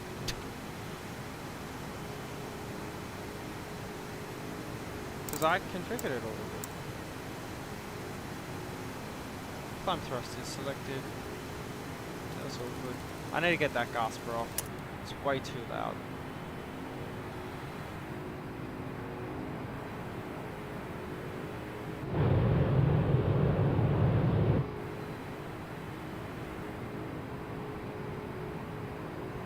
She's really a beautiful aircraft. And this weather's gorgeous as well. Above 10,000 feet, landing lights coming off. Whoa. Okay. I don't mind doing that. And logo lights coming off as well. Don't like it, come on though. Yeah, Sim. Body gear steering was off. Everything was all set. Pack valves were closed, which is what you need for takeoff. Oh, great. 11,000 feet. we're going to increase our speed to 300. So what we're going to do is go to 300, go to vertical speed, we're going to put in 500, and wait for 300.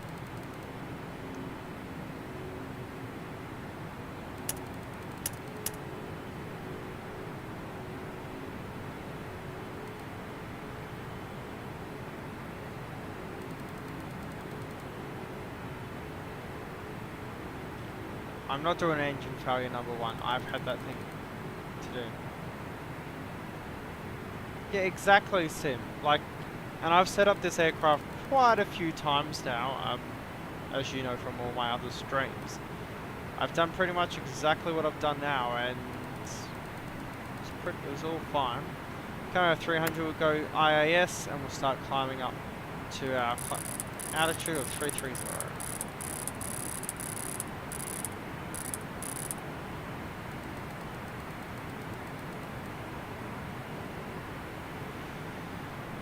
Miles,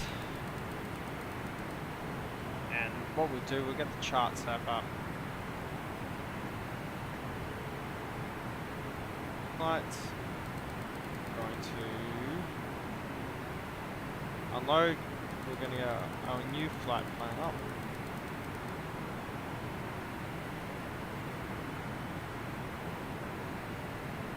Then when we go Gamma, we're going to go straight north, so we're going to chuck this to 113.6 at 30 miles away, and then this is going to become 115.3.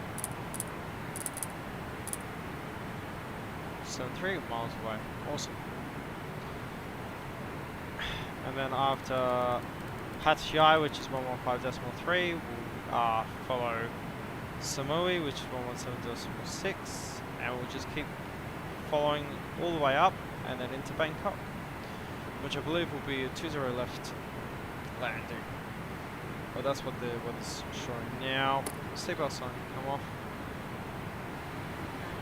However, we always recommend to keep your seatbelt fastened while you're seated. In a few moments, the flight attendants will be passing around the cabin to offer you hot or cold drinks, as well as a light meal. Alcoholic drinks are also available at an okay, here's the problem, Sim. Let's find the auto brakes again. Auto brakes on the roof. There's no RTO because the auto brakes you don't take off with.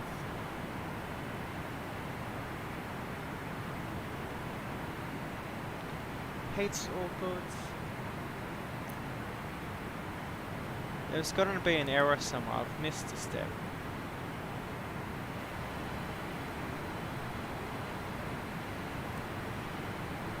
Oh, that was okay.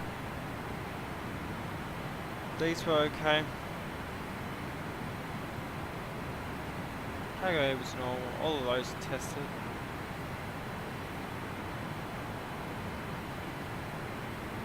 We're going up to 330, so we'll put this to 340. The pressurization, that is on automatic. Generators all working fine.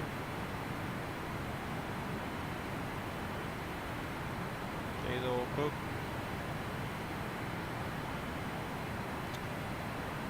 Actually, I wouldn't be surprised if it's fuel boost pumps, because I turned them all on and it was saying that they weren't done. So I won't be surprised if it's that, because that can actually lead to a warning.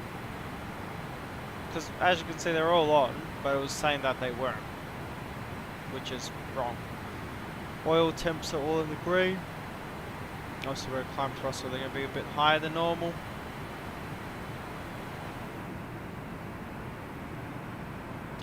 And this is how you know you're in Malaysia and not Singapore, because there is a hill or mountains.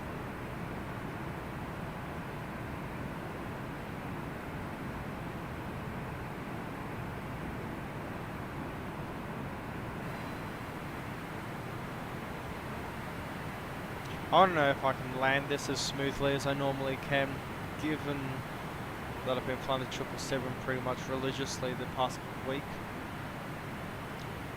Transponders on, all that's looking good, perfect. 13 miles to our first, oh my gosh, first VOR. which is 3.6. We're going to be passing right through that because we've got a rig toe right there. And we're slowly getting ourselves up there. So let's check.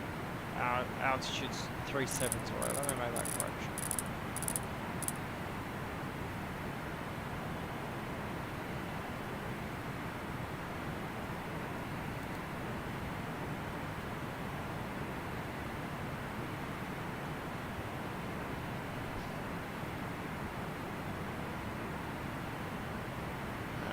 That's slowly increasing because we're becoming side on side with it, as you can see here. Once that goes to 90 degrees, we're switching this over to 1.7.4.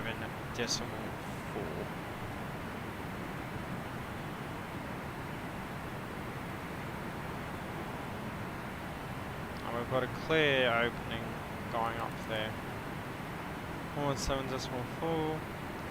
It's now facing east, so we're going to go 1.17. 4,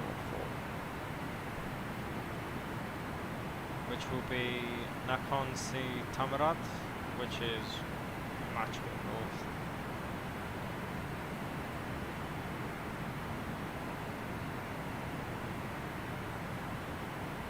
Now,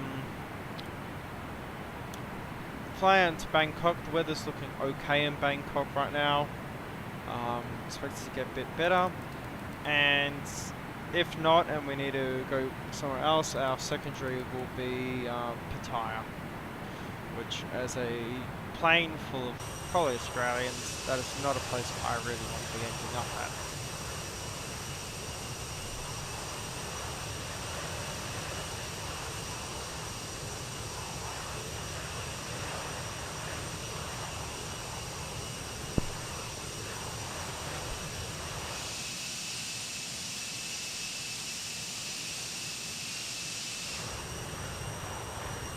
Now here's the thing, the ground scenery looks perfectly fine now at this altitude, but just getting low just looks dreadful.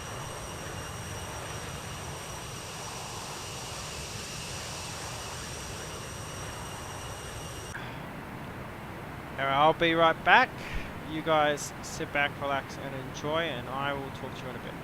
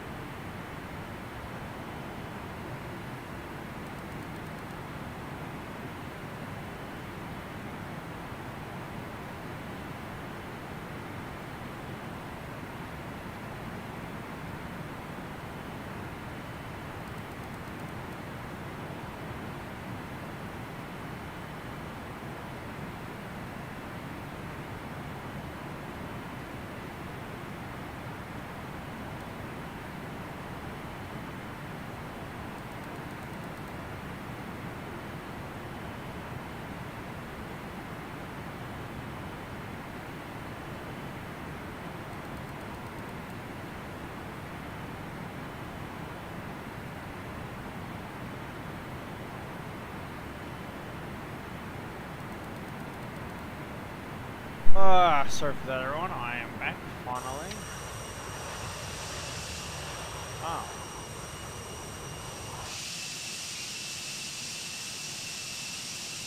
Oh my gosh. I didn't mean to do that. Let's check out altitude 290. Steadily getting up there. And we're passing up Sun Yat right now, which means that we need to change ourselves over. Not Sun Yat. To Samui, which is 117.6. 117.6, there we go. 157 miles away, which isn't too bad. 400 miles totally away from Bangkok, which isn't too bad.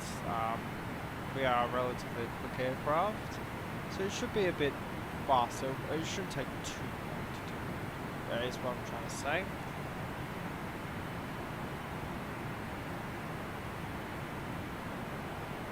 And what I can do is if I press this, nope, don't want to be there.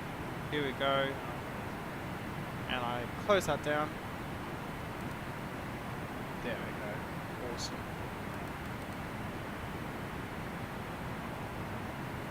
Here we are, just cruising up flight level 300 now. The kebab on the order.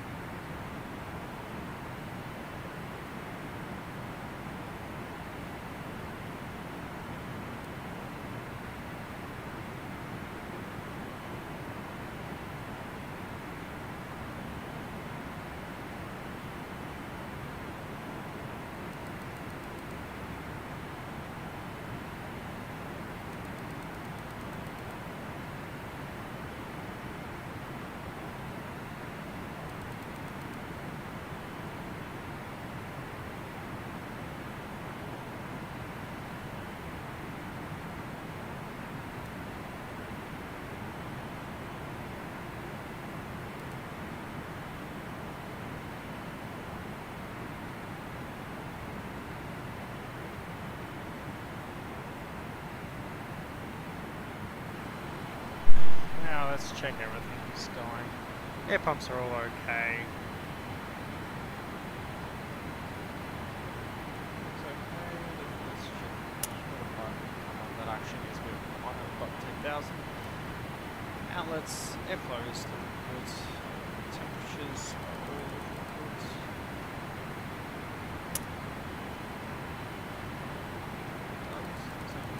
Temporarily. Oxygen pressure is still okay, but let's increase this to 380. It's 1,000 feet above our altitude.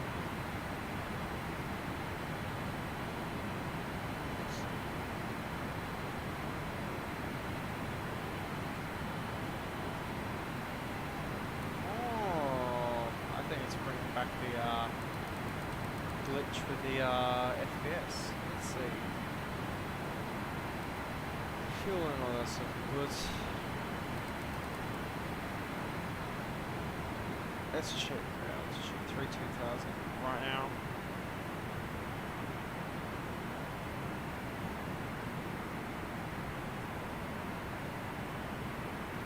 Being that it's 3-2000, let's see what else is going. Obviously no we've got a bit of few clouds compared probably to this one.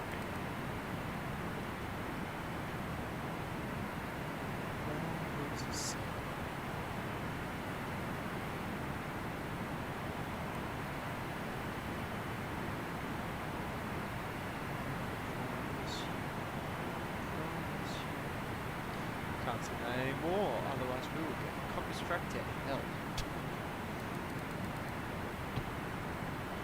Look at the speed, already almost 85 already, which is perfect. That's where we really want to be, because if we're just as efficient as we possibly can be, and we're just cruising. Let me check the chat. Any updates here? No, no.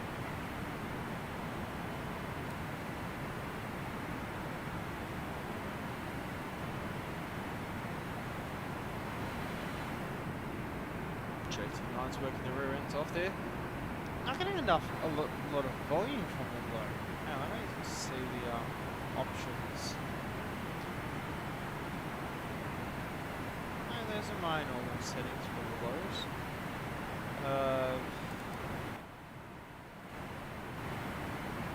That's okay.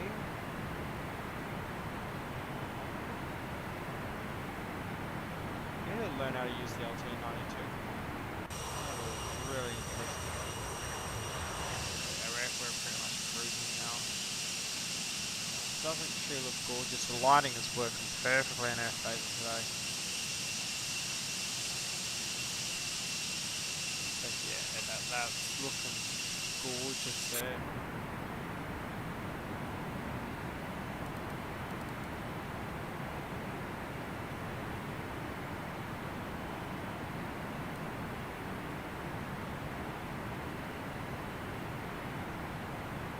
Trim was in the green band sim, and I can prove that to you.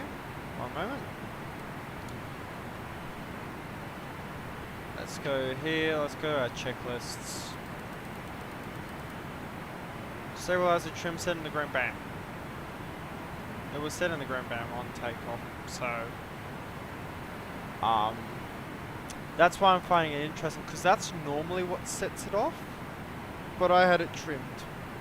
So I don't know if we had a runaway trim situation on takeoff or whatever, but I'm finding it really odd that it went off, because in reality it shouldn't have gone off.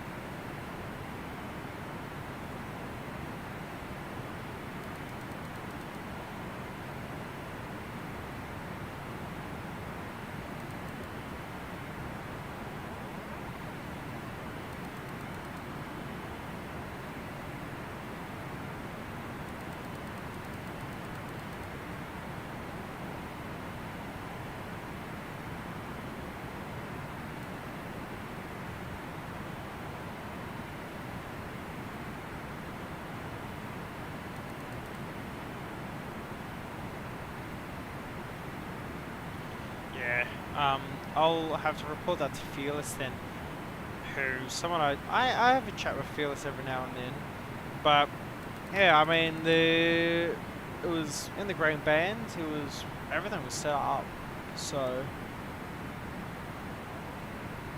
we'll have to see how it goes.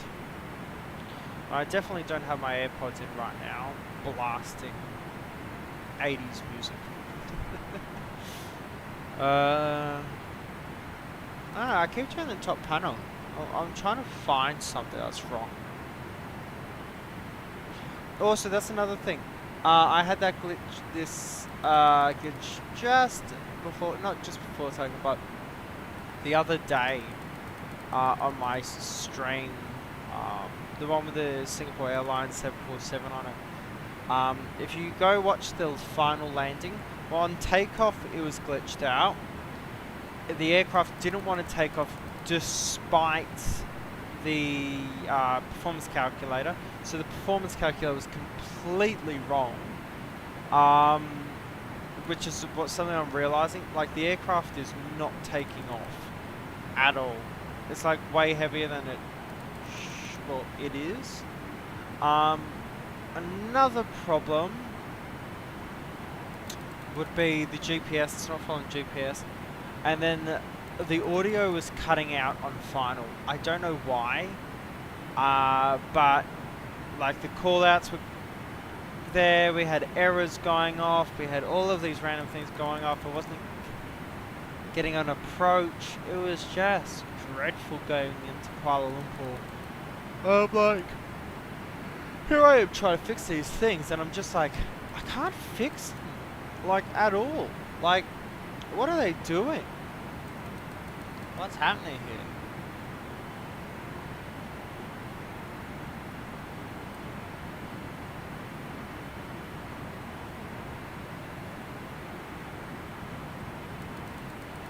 Oh, gosh.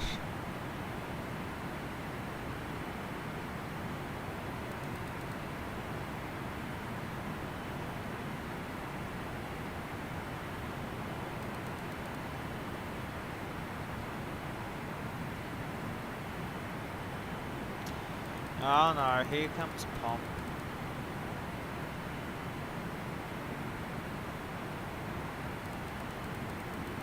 I can switch the face cam on, that's no problem. Hi.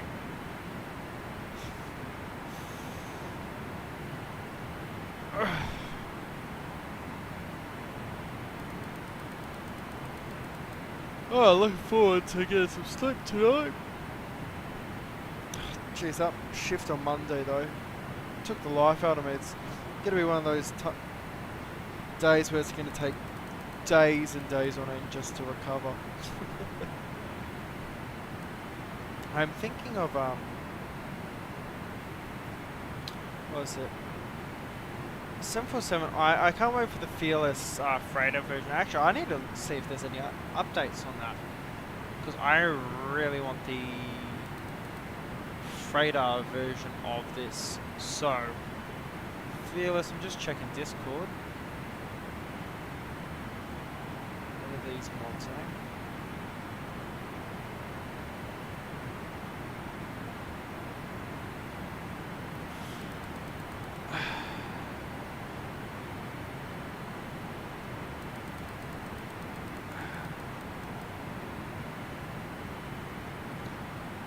Okay, so sim crash, it's confirmed there is bugs in this update.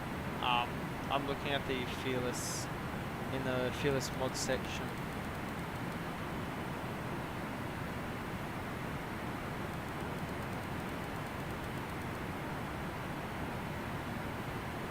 Let's check, so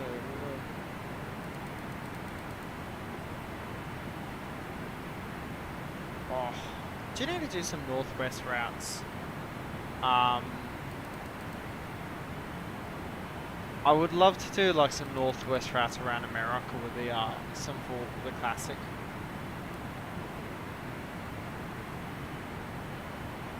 Oh my gosh, the cowling for some of those JT9Ds are really weird looking, because they have multiple variants of it.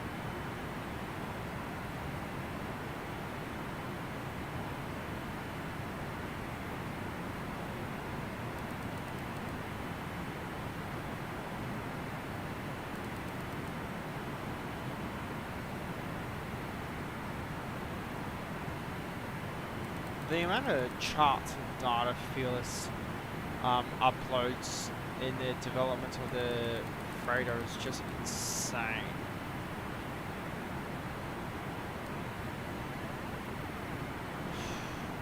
That's another thing. Actually, this guy's did it really well, and I'd really love that. It's the 747-300.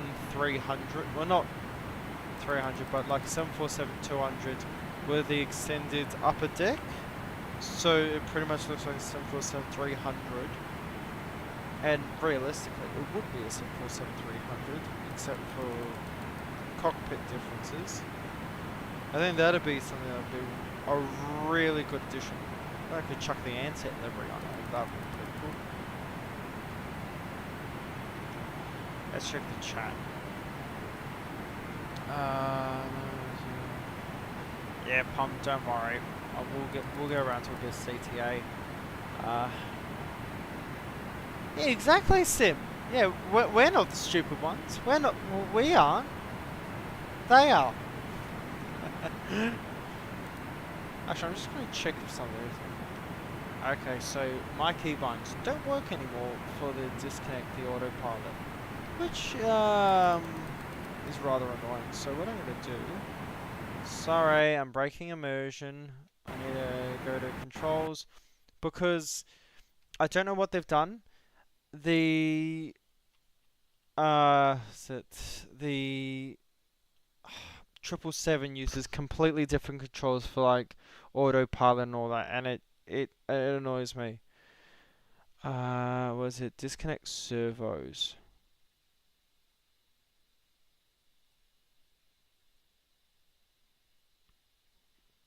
Was it? Was it?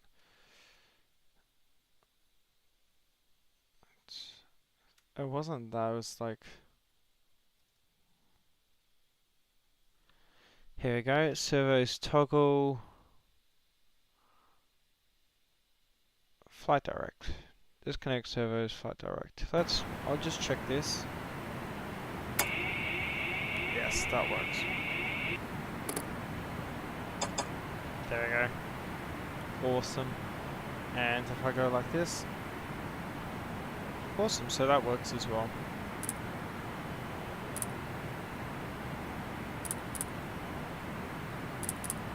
So it was on 40. Obviously we're gaining, so we're going to chuck that over to our next fix. Oh, we're almost halfway there, awesome. So this is going to go to Champion, which is, no, we're going to go to Pachrab Kiwi Khan, which is 113.7.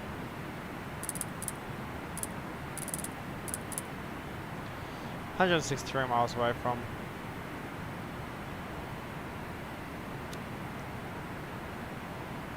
There we go. So we'll start our descent by Surma. If we finish by Surma, we'll go to Libum. So we'll get 18,280 maximum speed there. No problems. Haven't got too long now to go. Those JT9s working brilliantly as usual. Really interesting look at engine. Because compared to the newer high bypass turbofan engines, I mean these things were... The thing is, you really can't say they're pathetic because they can power this thing. I mean, don't get me wrong, it takes 4 of these engines to power this thing. But they are technically high bypass turbofans, but they really aren't high in today's standards, are they? Let's get back in the cockpit. Stop ruining immersion, I guess. Oh, 747 SP would be great. I immediately know I want Victor Hotel Oscar Alpha Alpha and Oscar Alpha Bravo, because both of those 747 SPs were owned by Qantas. Dad's been in them, and they wore both the classic colour scheme and this colour scheme on them. So they came in around the transition period. Let's check everything. How many find this?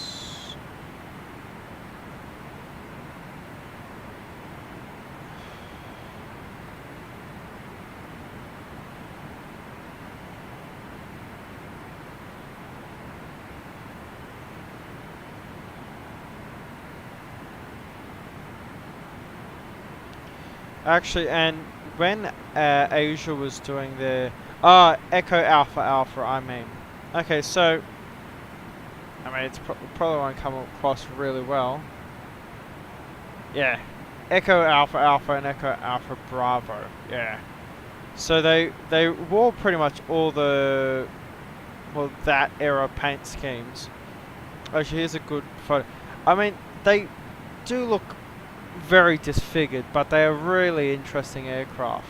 Like, to have both liveries would be awesome. And then also some of the SPs did was there's Australia Asia Airlines, which was basically what existed because I think in Asia you were required, or with China, you were required to have an Asian airline in order to operate. That's why you have like KLM Asia, or Australia Asia, or Northwest Asia, which came after Northwest Orient and all that. And it's just like, that's a really weird part of history. I think what we'll need to do is more classic 747 ops in Asia, more north. I definitely want to do 747 ops in America though, because Northwest was using the 747-200s until like 2008, 2009, which is a bit ridiculous. Actually, let me find it. When did Northwest retire the 747-200? 2007. They were still using classic 747s.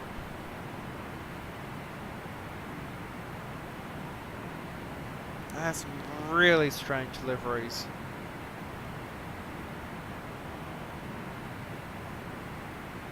Like the Northwest Orient livery, I don't know what happened there. It's like they gave a kid a crayon. They said just draw on the side of this plane.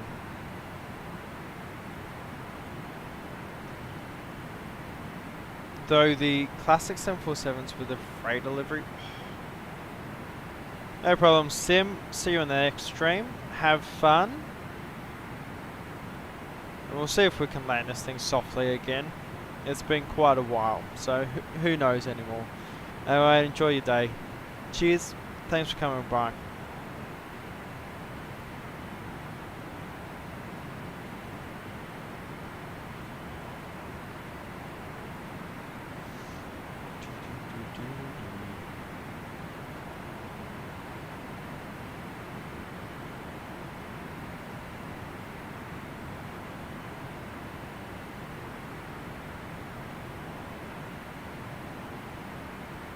That's interesting. So, Ansett and Northwest both had the options to buy 777s, but they didn't. Yeah, so NWA went for the A330.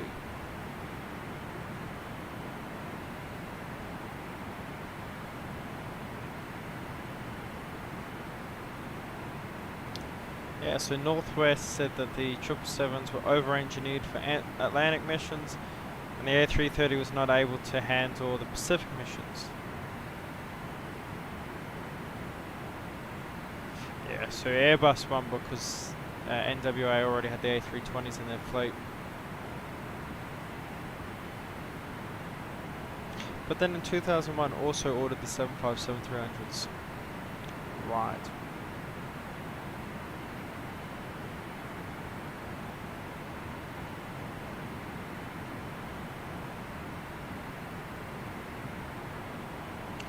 See you soon.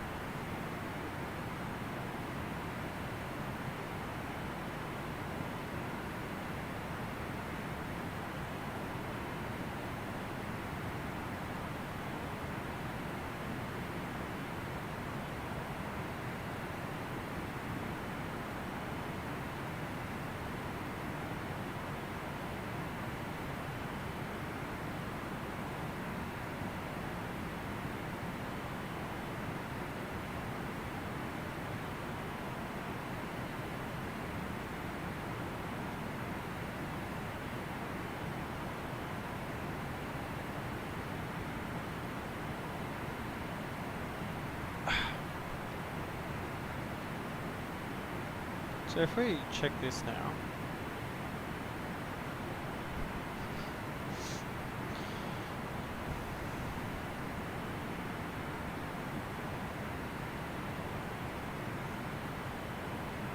oh, someone's actually done the Ansett livery for the 777. Oh, they haven't. Oh, that's a shame. Be right back.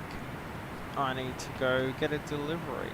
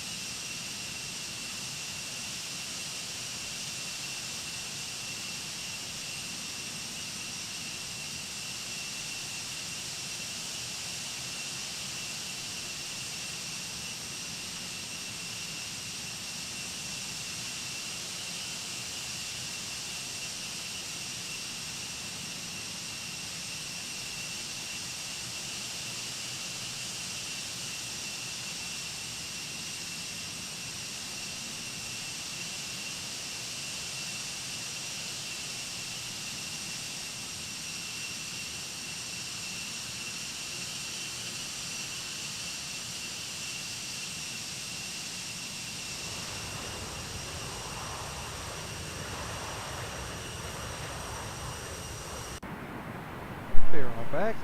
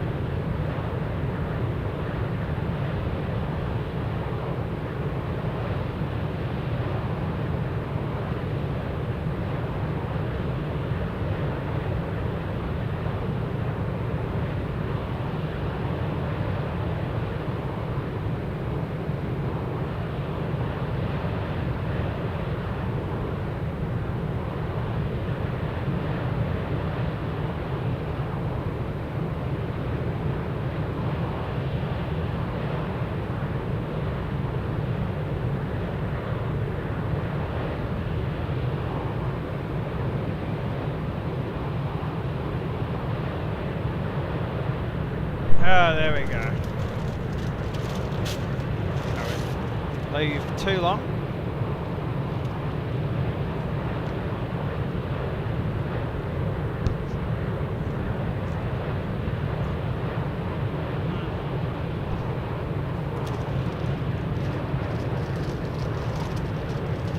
I always find it so interesting here that they will give you chips with a kebab, which to me makes no sense.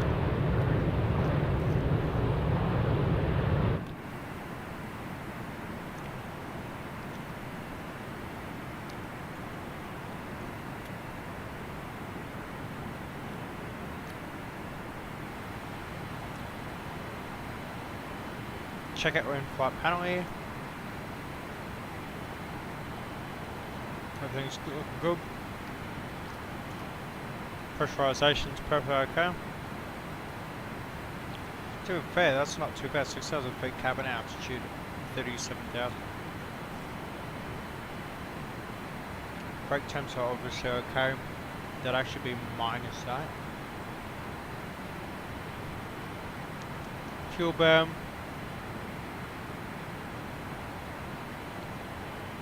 About 14 tons used, which, let me check my calculation. Yep. They look perfectly okay.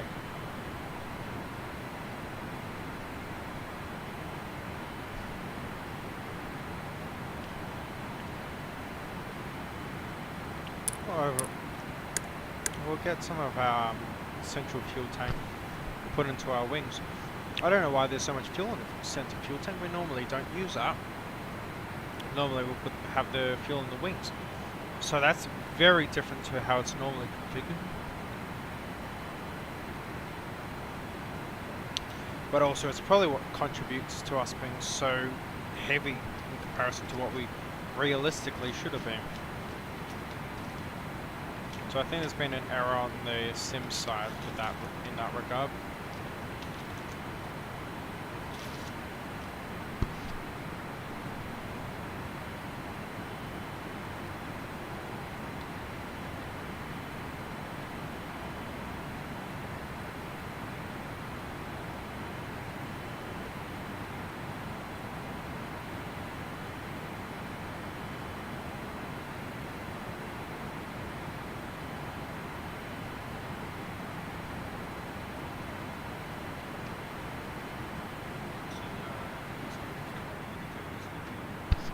come over here.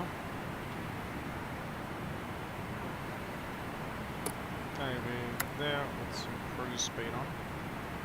Gonna come over here. Gonna go back. Look at our descent approach checklist already set up. Get our tab up. Actually, we can just bring that up here.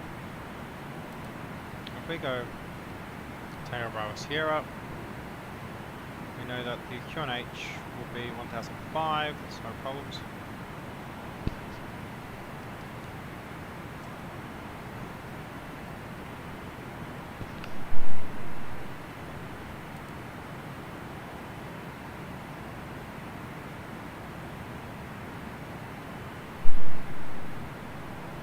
And a chance would work for me. Although that we're only 128 miles away from Bangkok. Mind you, we're 400 just a bit ago. You know, our arrivals 22. There we go.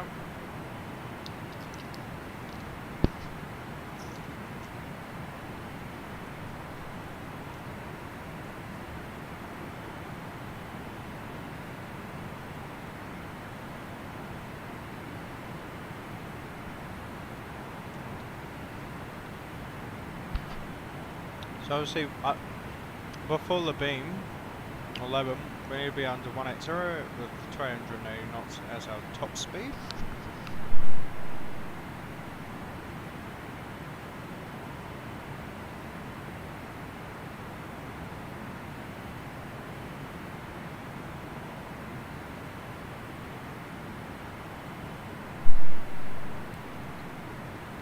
Obviously, we'll just follow this in. You extend out here past Esgill, 0.15 heading, and then you turn it. You do a 180 turn, basically, to runways. Let me look at flight radar. We'll see what runways we use at the moment.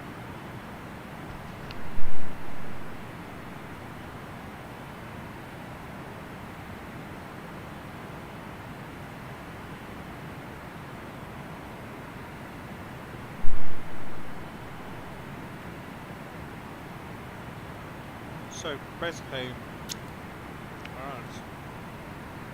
20 right's being used, so come to here, approach, last RMP 20 right, let's see, yeah, the 20 right doesn't, but I understand that. Well, it isn't modelled at least.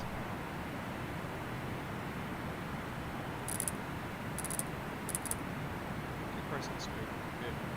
Because we're cruising at 88 right now, which isn't bad at all. There you go, see? To the right. It isn't modelled all that. But 20 right, coming on that one, 195 degrees. And we'll hand fly that in, which actually I think that's a bit of a challenge I think I need to put myself under.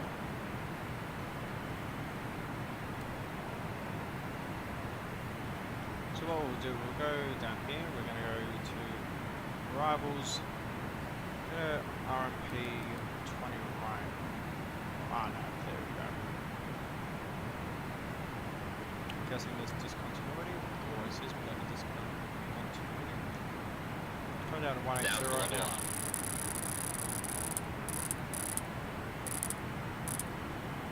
180, altitude is selected, critical speed, down about 1500.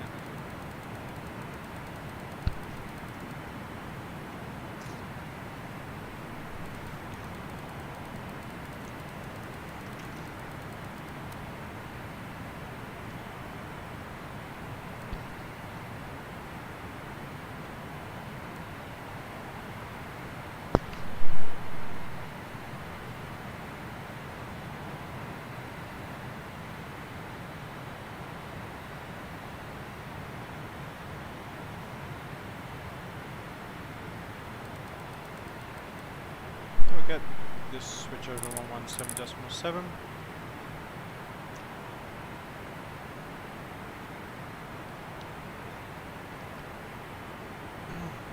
I'll switch this other one to Rayong because that's basically the direction we have to go to after Bangkok if indeed we can't land in Bangkok and have to go on our way down to Pattaya. Actually, what I'll do is put this on 116 decimal 8.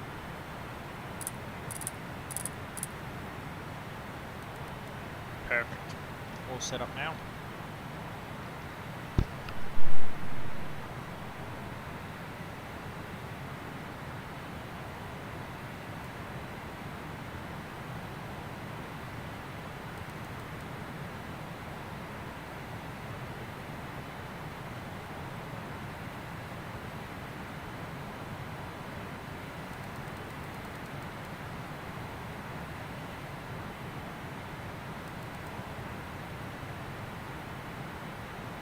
I don't know, I'll go. 180 will be our speed.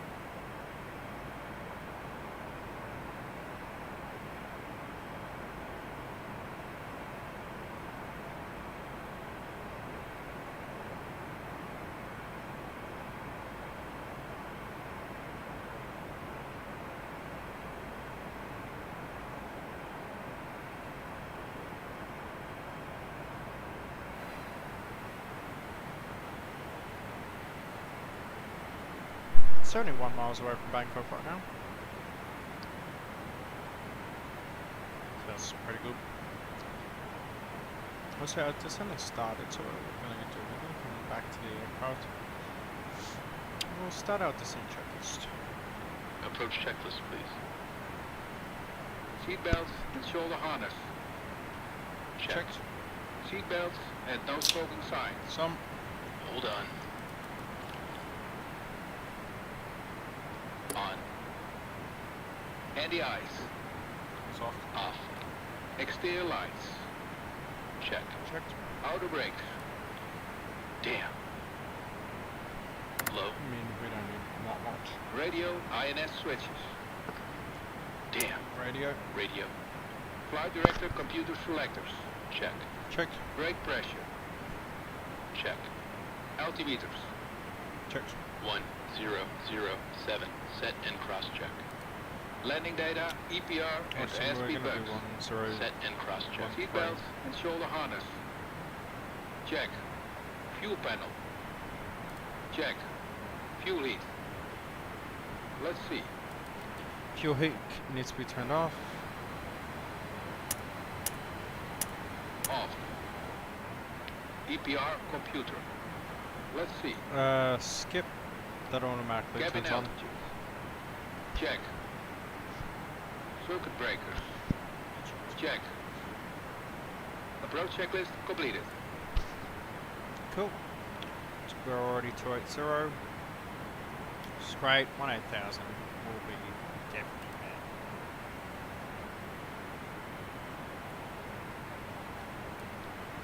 Oh, so let's double check our Q&H will be 1005, I believe. 1,004 at the moment now.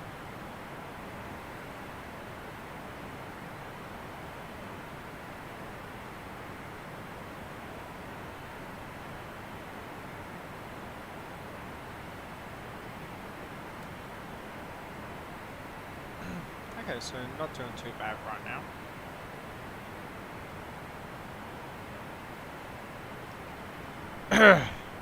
Sorry about that.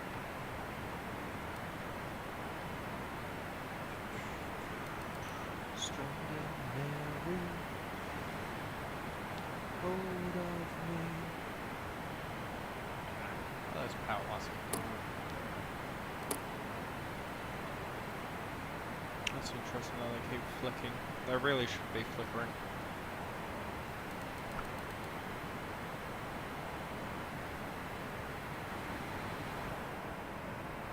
Beautiful GT9Gs, and there's the tie coat. It's out there. I mean, it's quite a distance away, but we're getting there.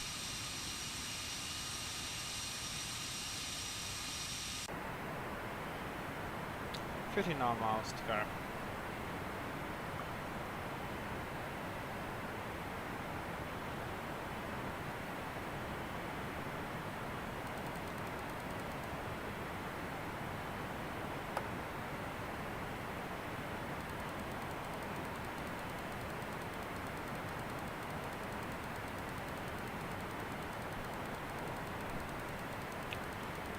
Passing 3200.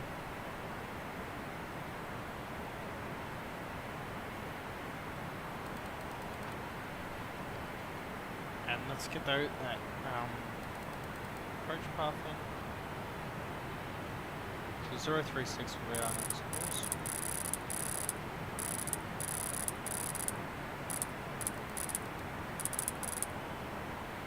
Six.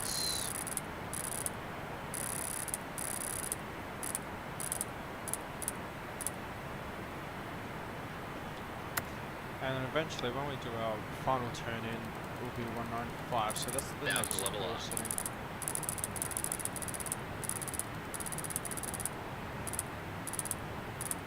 195%. Awesome.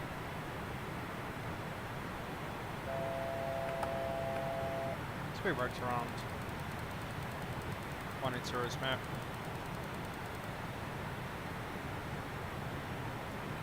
Let's just check out shoes and all that. Oh, this is very interesting. We need to go punches, arrivals.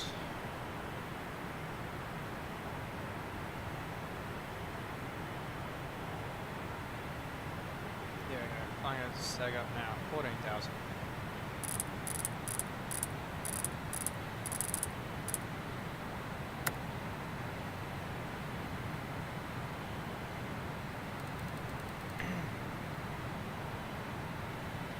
Now 140 and 11,005 BS to run. Okay, so we're doing okay.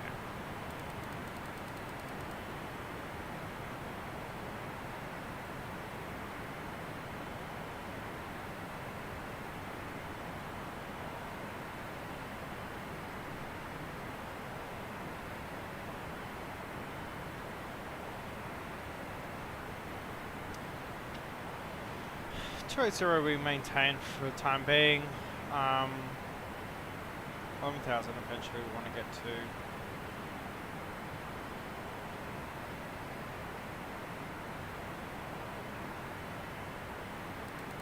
Let's check some speed restrictions here.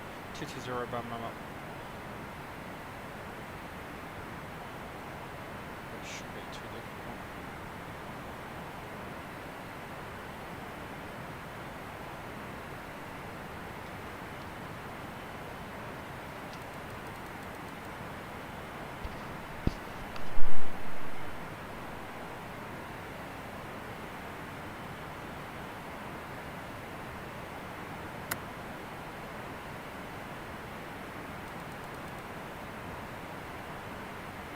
Level off.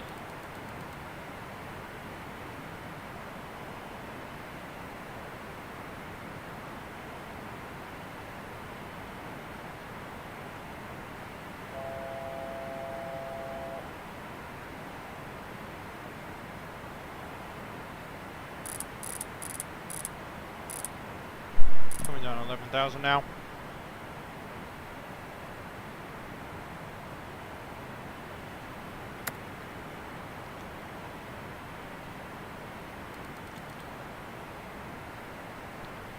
And for BS520 we need to be between 11,000 and 9,000. I think realistically we want to be near that lower figure. Don't get me wrong, the Sim4 can drop pretty quickly if you wanted to, but you know, we'll be safer there.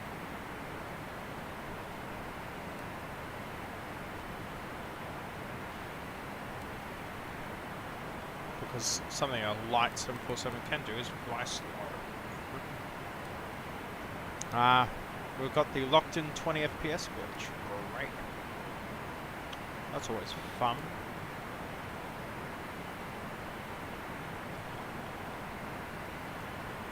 Actually, this needs to be 016.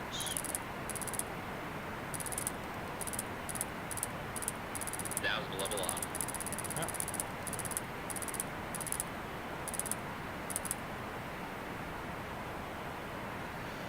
Okay, we met the 11,000 requirement. Dude is 250, so we'll bring that speed down.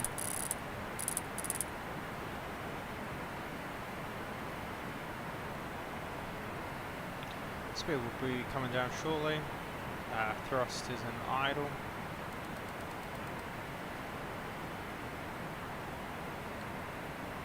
And we're slowing down.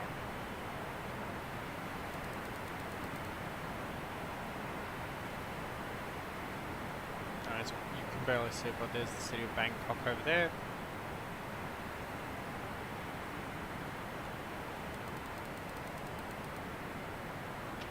And what we'll do our performance calcs for landing.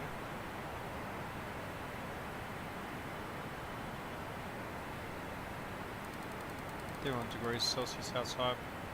Speed bugs are set. VREF is 124, so we'll add 5 to that, so 129.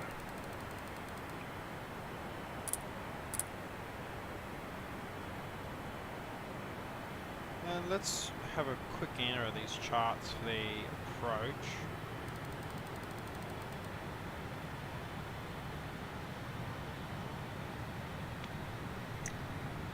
BS7 saying is 1600. Go around is follow runway heading, and then we do a right turn also. So the briefing will be up here. Turn right to 601. Turn left 602. Climb at 3,000 feet. Okay. Turn left to 605 at 5,000 and proceed to Obdip. Okie doke.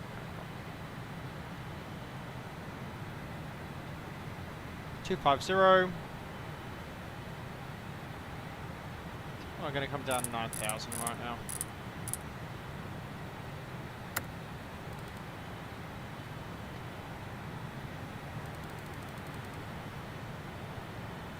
Bit cloudy over Bangkok, but that's all good.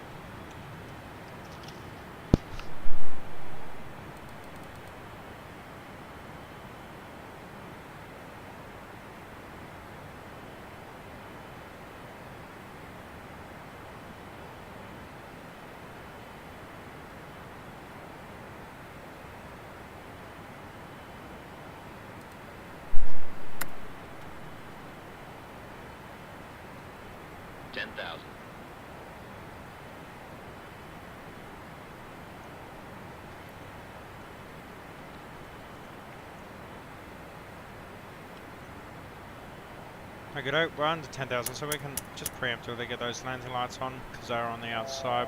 We'll get the logo lights on, you know, to be pro. There's Bangkok right there, looking good as ever.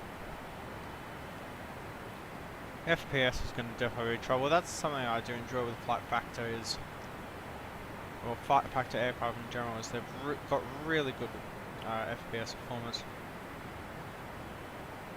Bangkok. You know, the Fearless is she's a bit performance hungry, I'll say that.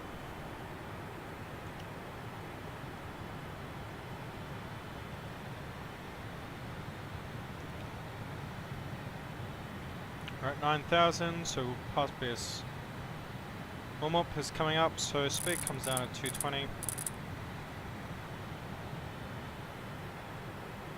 And as again, we need to be at 5,000, so we'll also start a descent down to 5,000.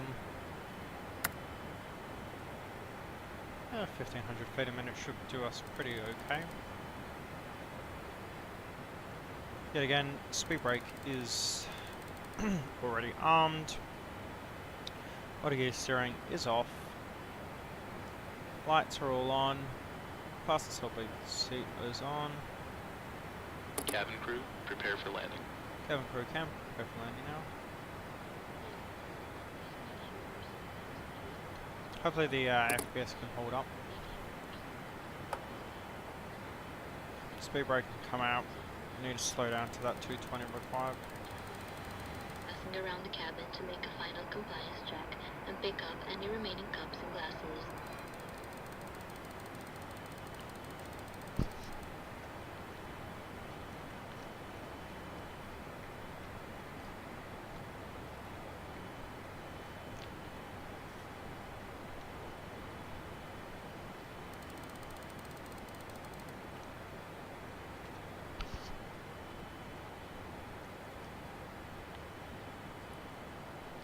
Speed's pretty much met now.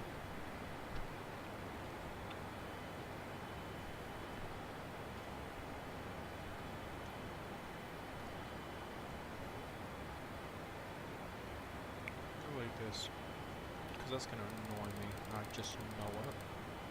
There we go. 220 is met. Speed brake's back to armed.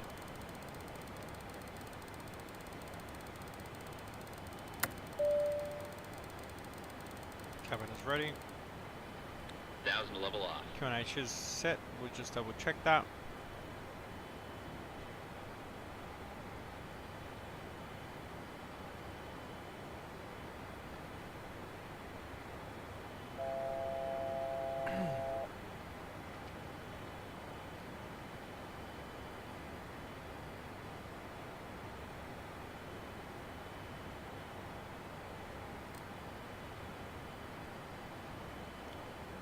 What we'll do is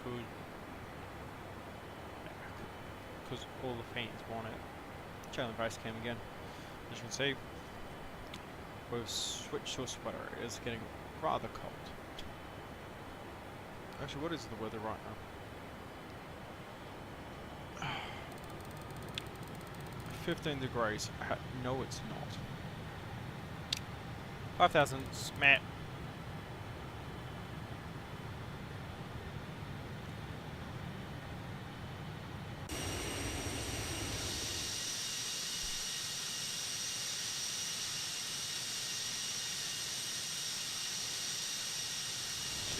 Great, as usual.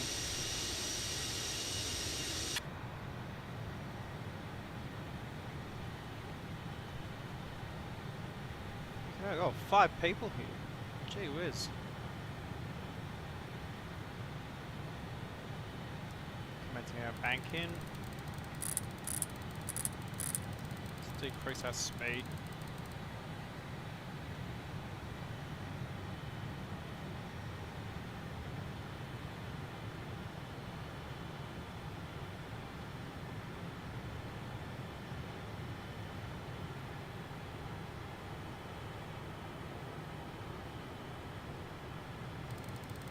Let's check the approach charts again. It's 5,035 by an aura, so let's get increasing our altitude there.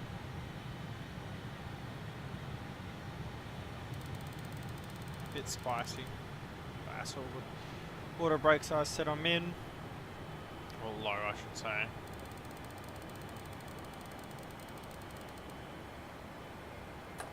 Flaps 1 come down. Flaps 1. Out.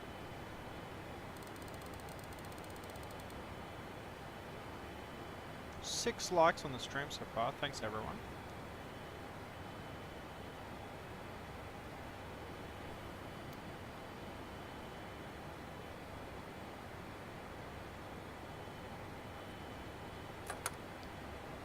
Coming down flaps Flaps 5. 5. Get our 180 set. Well, landing lights are in fact on. Everything back here is set up. Get those packs set to half so we just have more engine power. Air pumps are working perfect fine. They were a bit low. I don't know what that was up to. We've got way too much fuel. I want it. Okay, so that would actually be the start of our errors at the start of the stream, like why the thing wasn't taking off. That's got 13 tons of extra fuel in it, and I don't know why.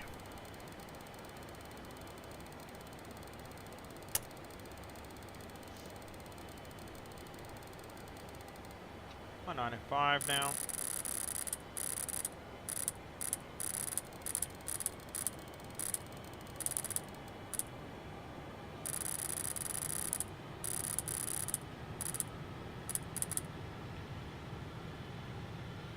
Alright, let's look at our approach plate as well. Alright, Saver and B770 we need to be 1600.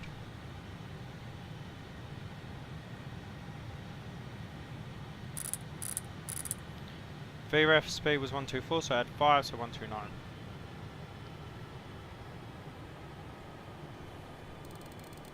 Flaps 10, please. Flaps 10.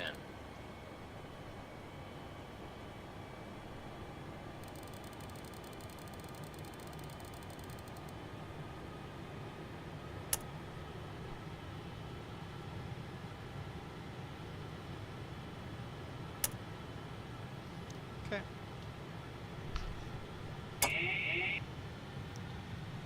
Control of the aircraft is mine. Bring it down to where I need it. Let's double check 124, so yeah, VREF for us is going to be VREF's 124, bring it down to 129. Yep.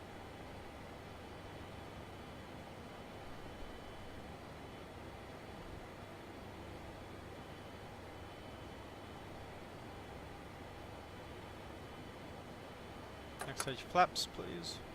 Flaps 20.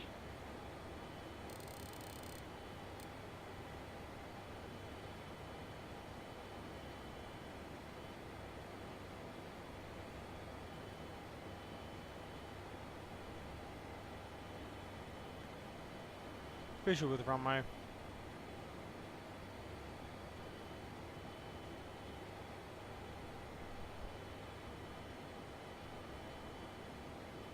There's a runway, which actually looks really jaded with textures. I don't think it's been modeled. Switching runways. Gear down. Gear coming down.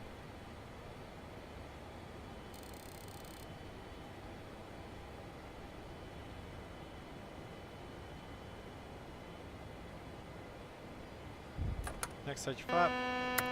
Flaps 25. Gears down. Green light. Cool.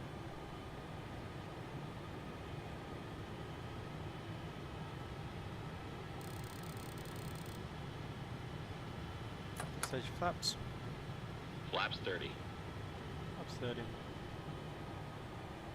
Awesome, we can keep her there.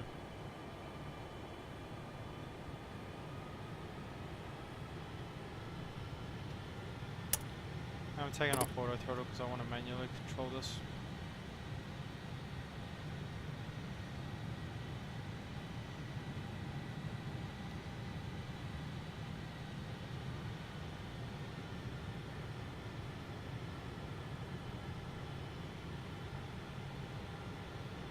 Bit high.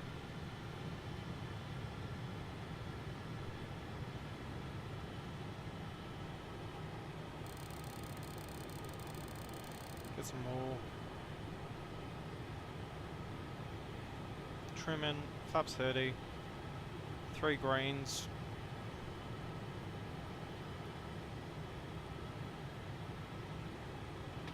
Landing checklist.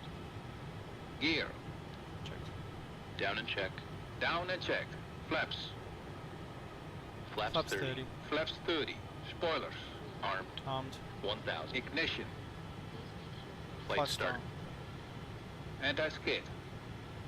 Check. Some Altimeters. Set 1004. 1004. Set and cross-checked. Landing checklist completed. Perfect. Bit of wind.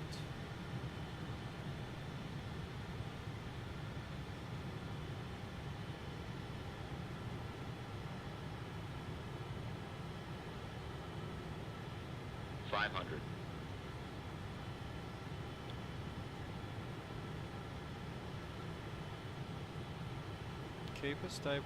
Let's maintain that center line.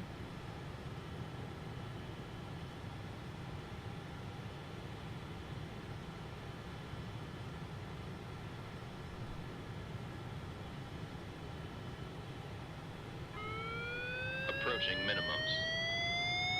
Minimums. Continuing. 50, 40, 30, 20, 10. Oh, floated out. No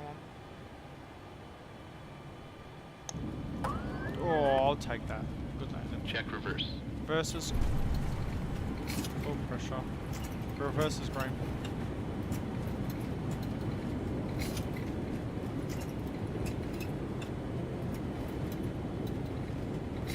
It's such a great aircraft to hand fly.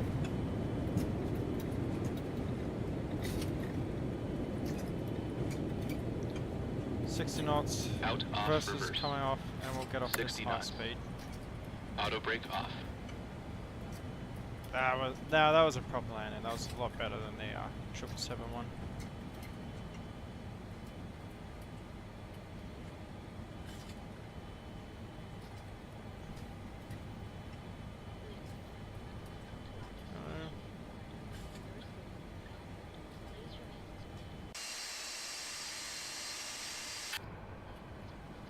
Oh, jeez. Okay. Yeah, we definitely need a new Bangkok scenery.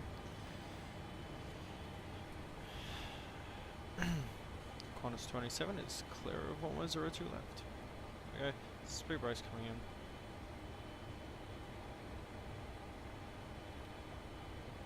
in. In. Yeah, I think it's going to be a great replay and flaps can come up.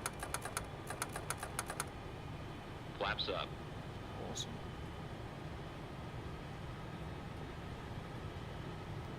I really adore this aircraft. She is just so nice. There we are, everyone. Our final destination today. Don't worry, we will be doing replays. This isn't Microsoft Flight Simulator. Oh, I'd say I'm rather happy with that landing. 8 viewers, gee whiz. So start with the 777, end with the 747s. The go-to here, I see. Landing light, taxi lights are on. Airboy landing lights are off. Strobes are coming off as well.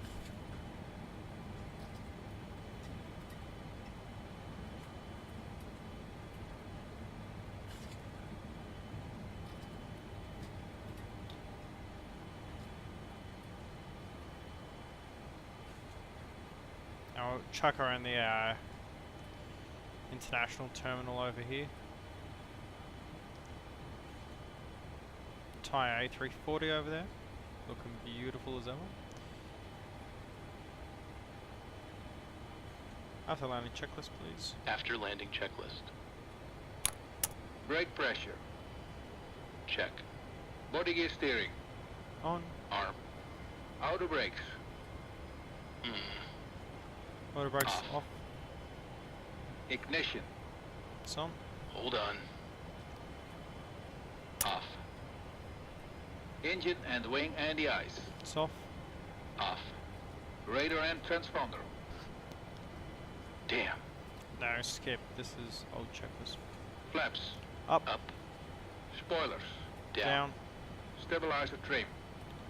Hold on. 7 units. Outflow valves. Open. Open. Pressurization mode selector. Pressurization This. goes to manual. Manual. Aft cargo heat. This. It's coming on. Off. APU. Check. Checked. Checklist completed. You awesome. Oh, that's Shakarin.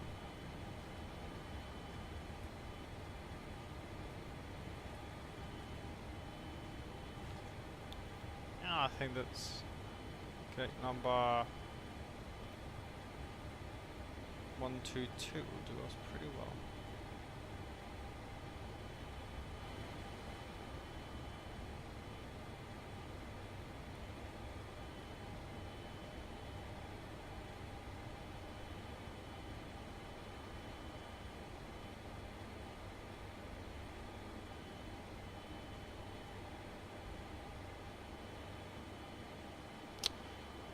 I don't trust that, yeah. It's way off yet again.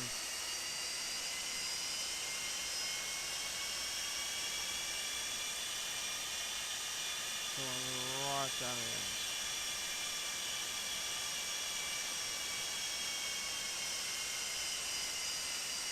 And there we go.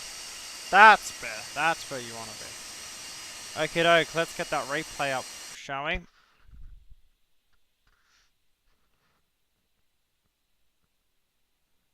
Such a gorgeous aircraft.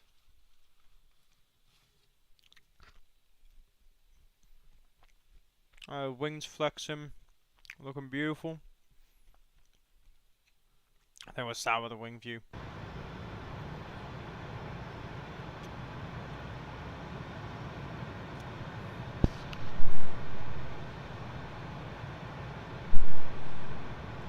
I think what we'll do, we'll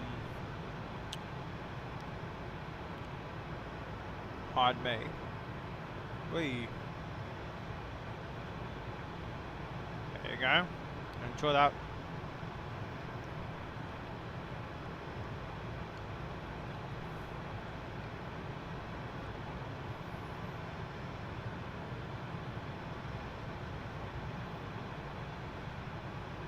Everyone here, everyone that's here, why don't we give it this stream a like, eh? Maybe just for this landing, you know.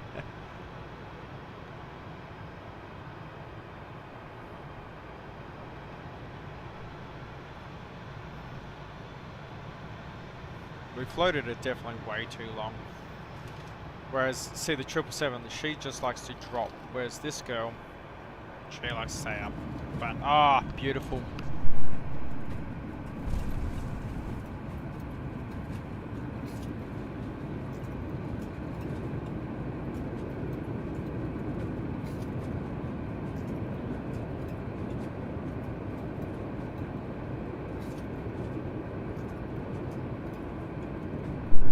That's good. No stereo now.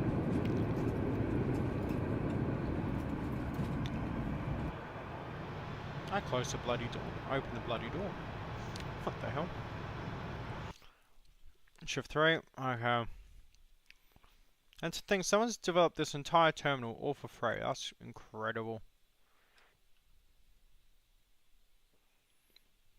Okay, so here's where the other runway is supposed to be, and he hasn't modelled it. Here we go.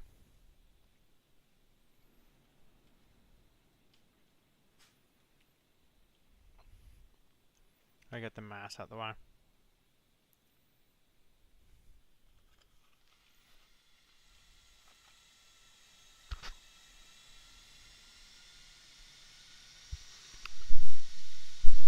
Let's see. Pull back. Flare. Flare. Flare. Get it out. Come on. Oh, I'll take that. That was relatively smooth.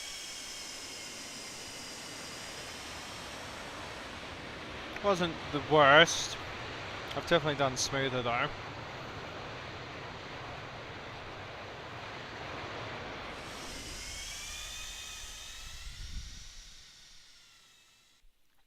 See, if I didn't pull that much AOA on the on final, it would have been, I think, perfectly fine.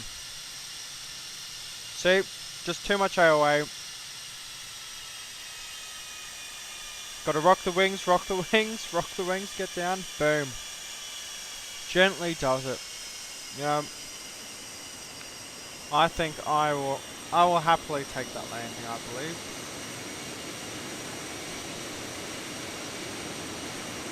Those reverses are roaring.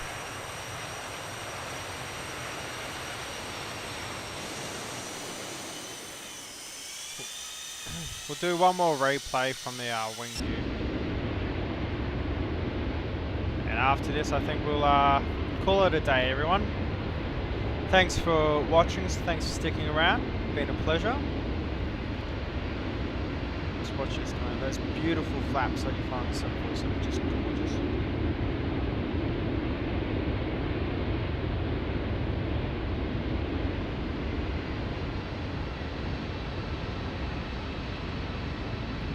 Man, beautiful.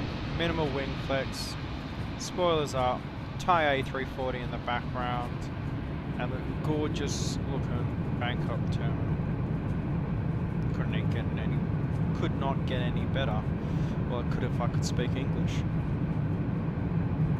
Everyone, I've appreciated taking your time today. Parking Whoops, brake I'm set. being bloody rude. I've appreciated spending your time waiting here, watching today. I hope you did enjoy. Other than that, I should turn on the bloody face cam to be nice. But other than that, I hope you enjoyed. If you liked it so much, maybe give it a like. And maybe if you want to see some more, maybe subscribe. Other than that, everyone, thanks for watching. Cheers.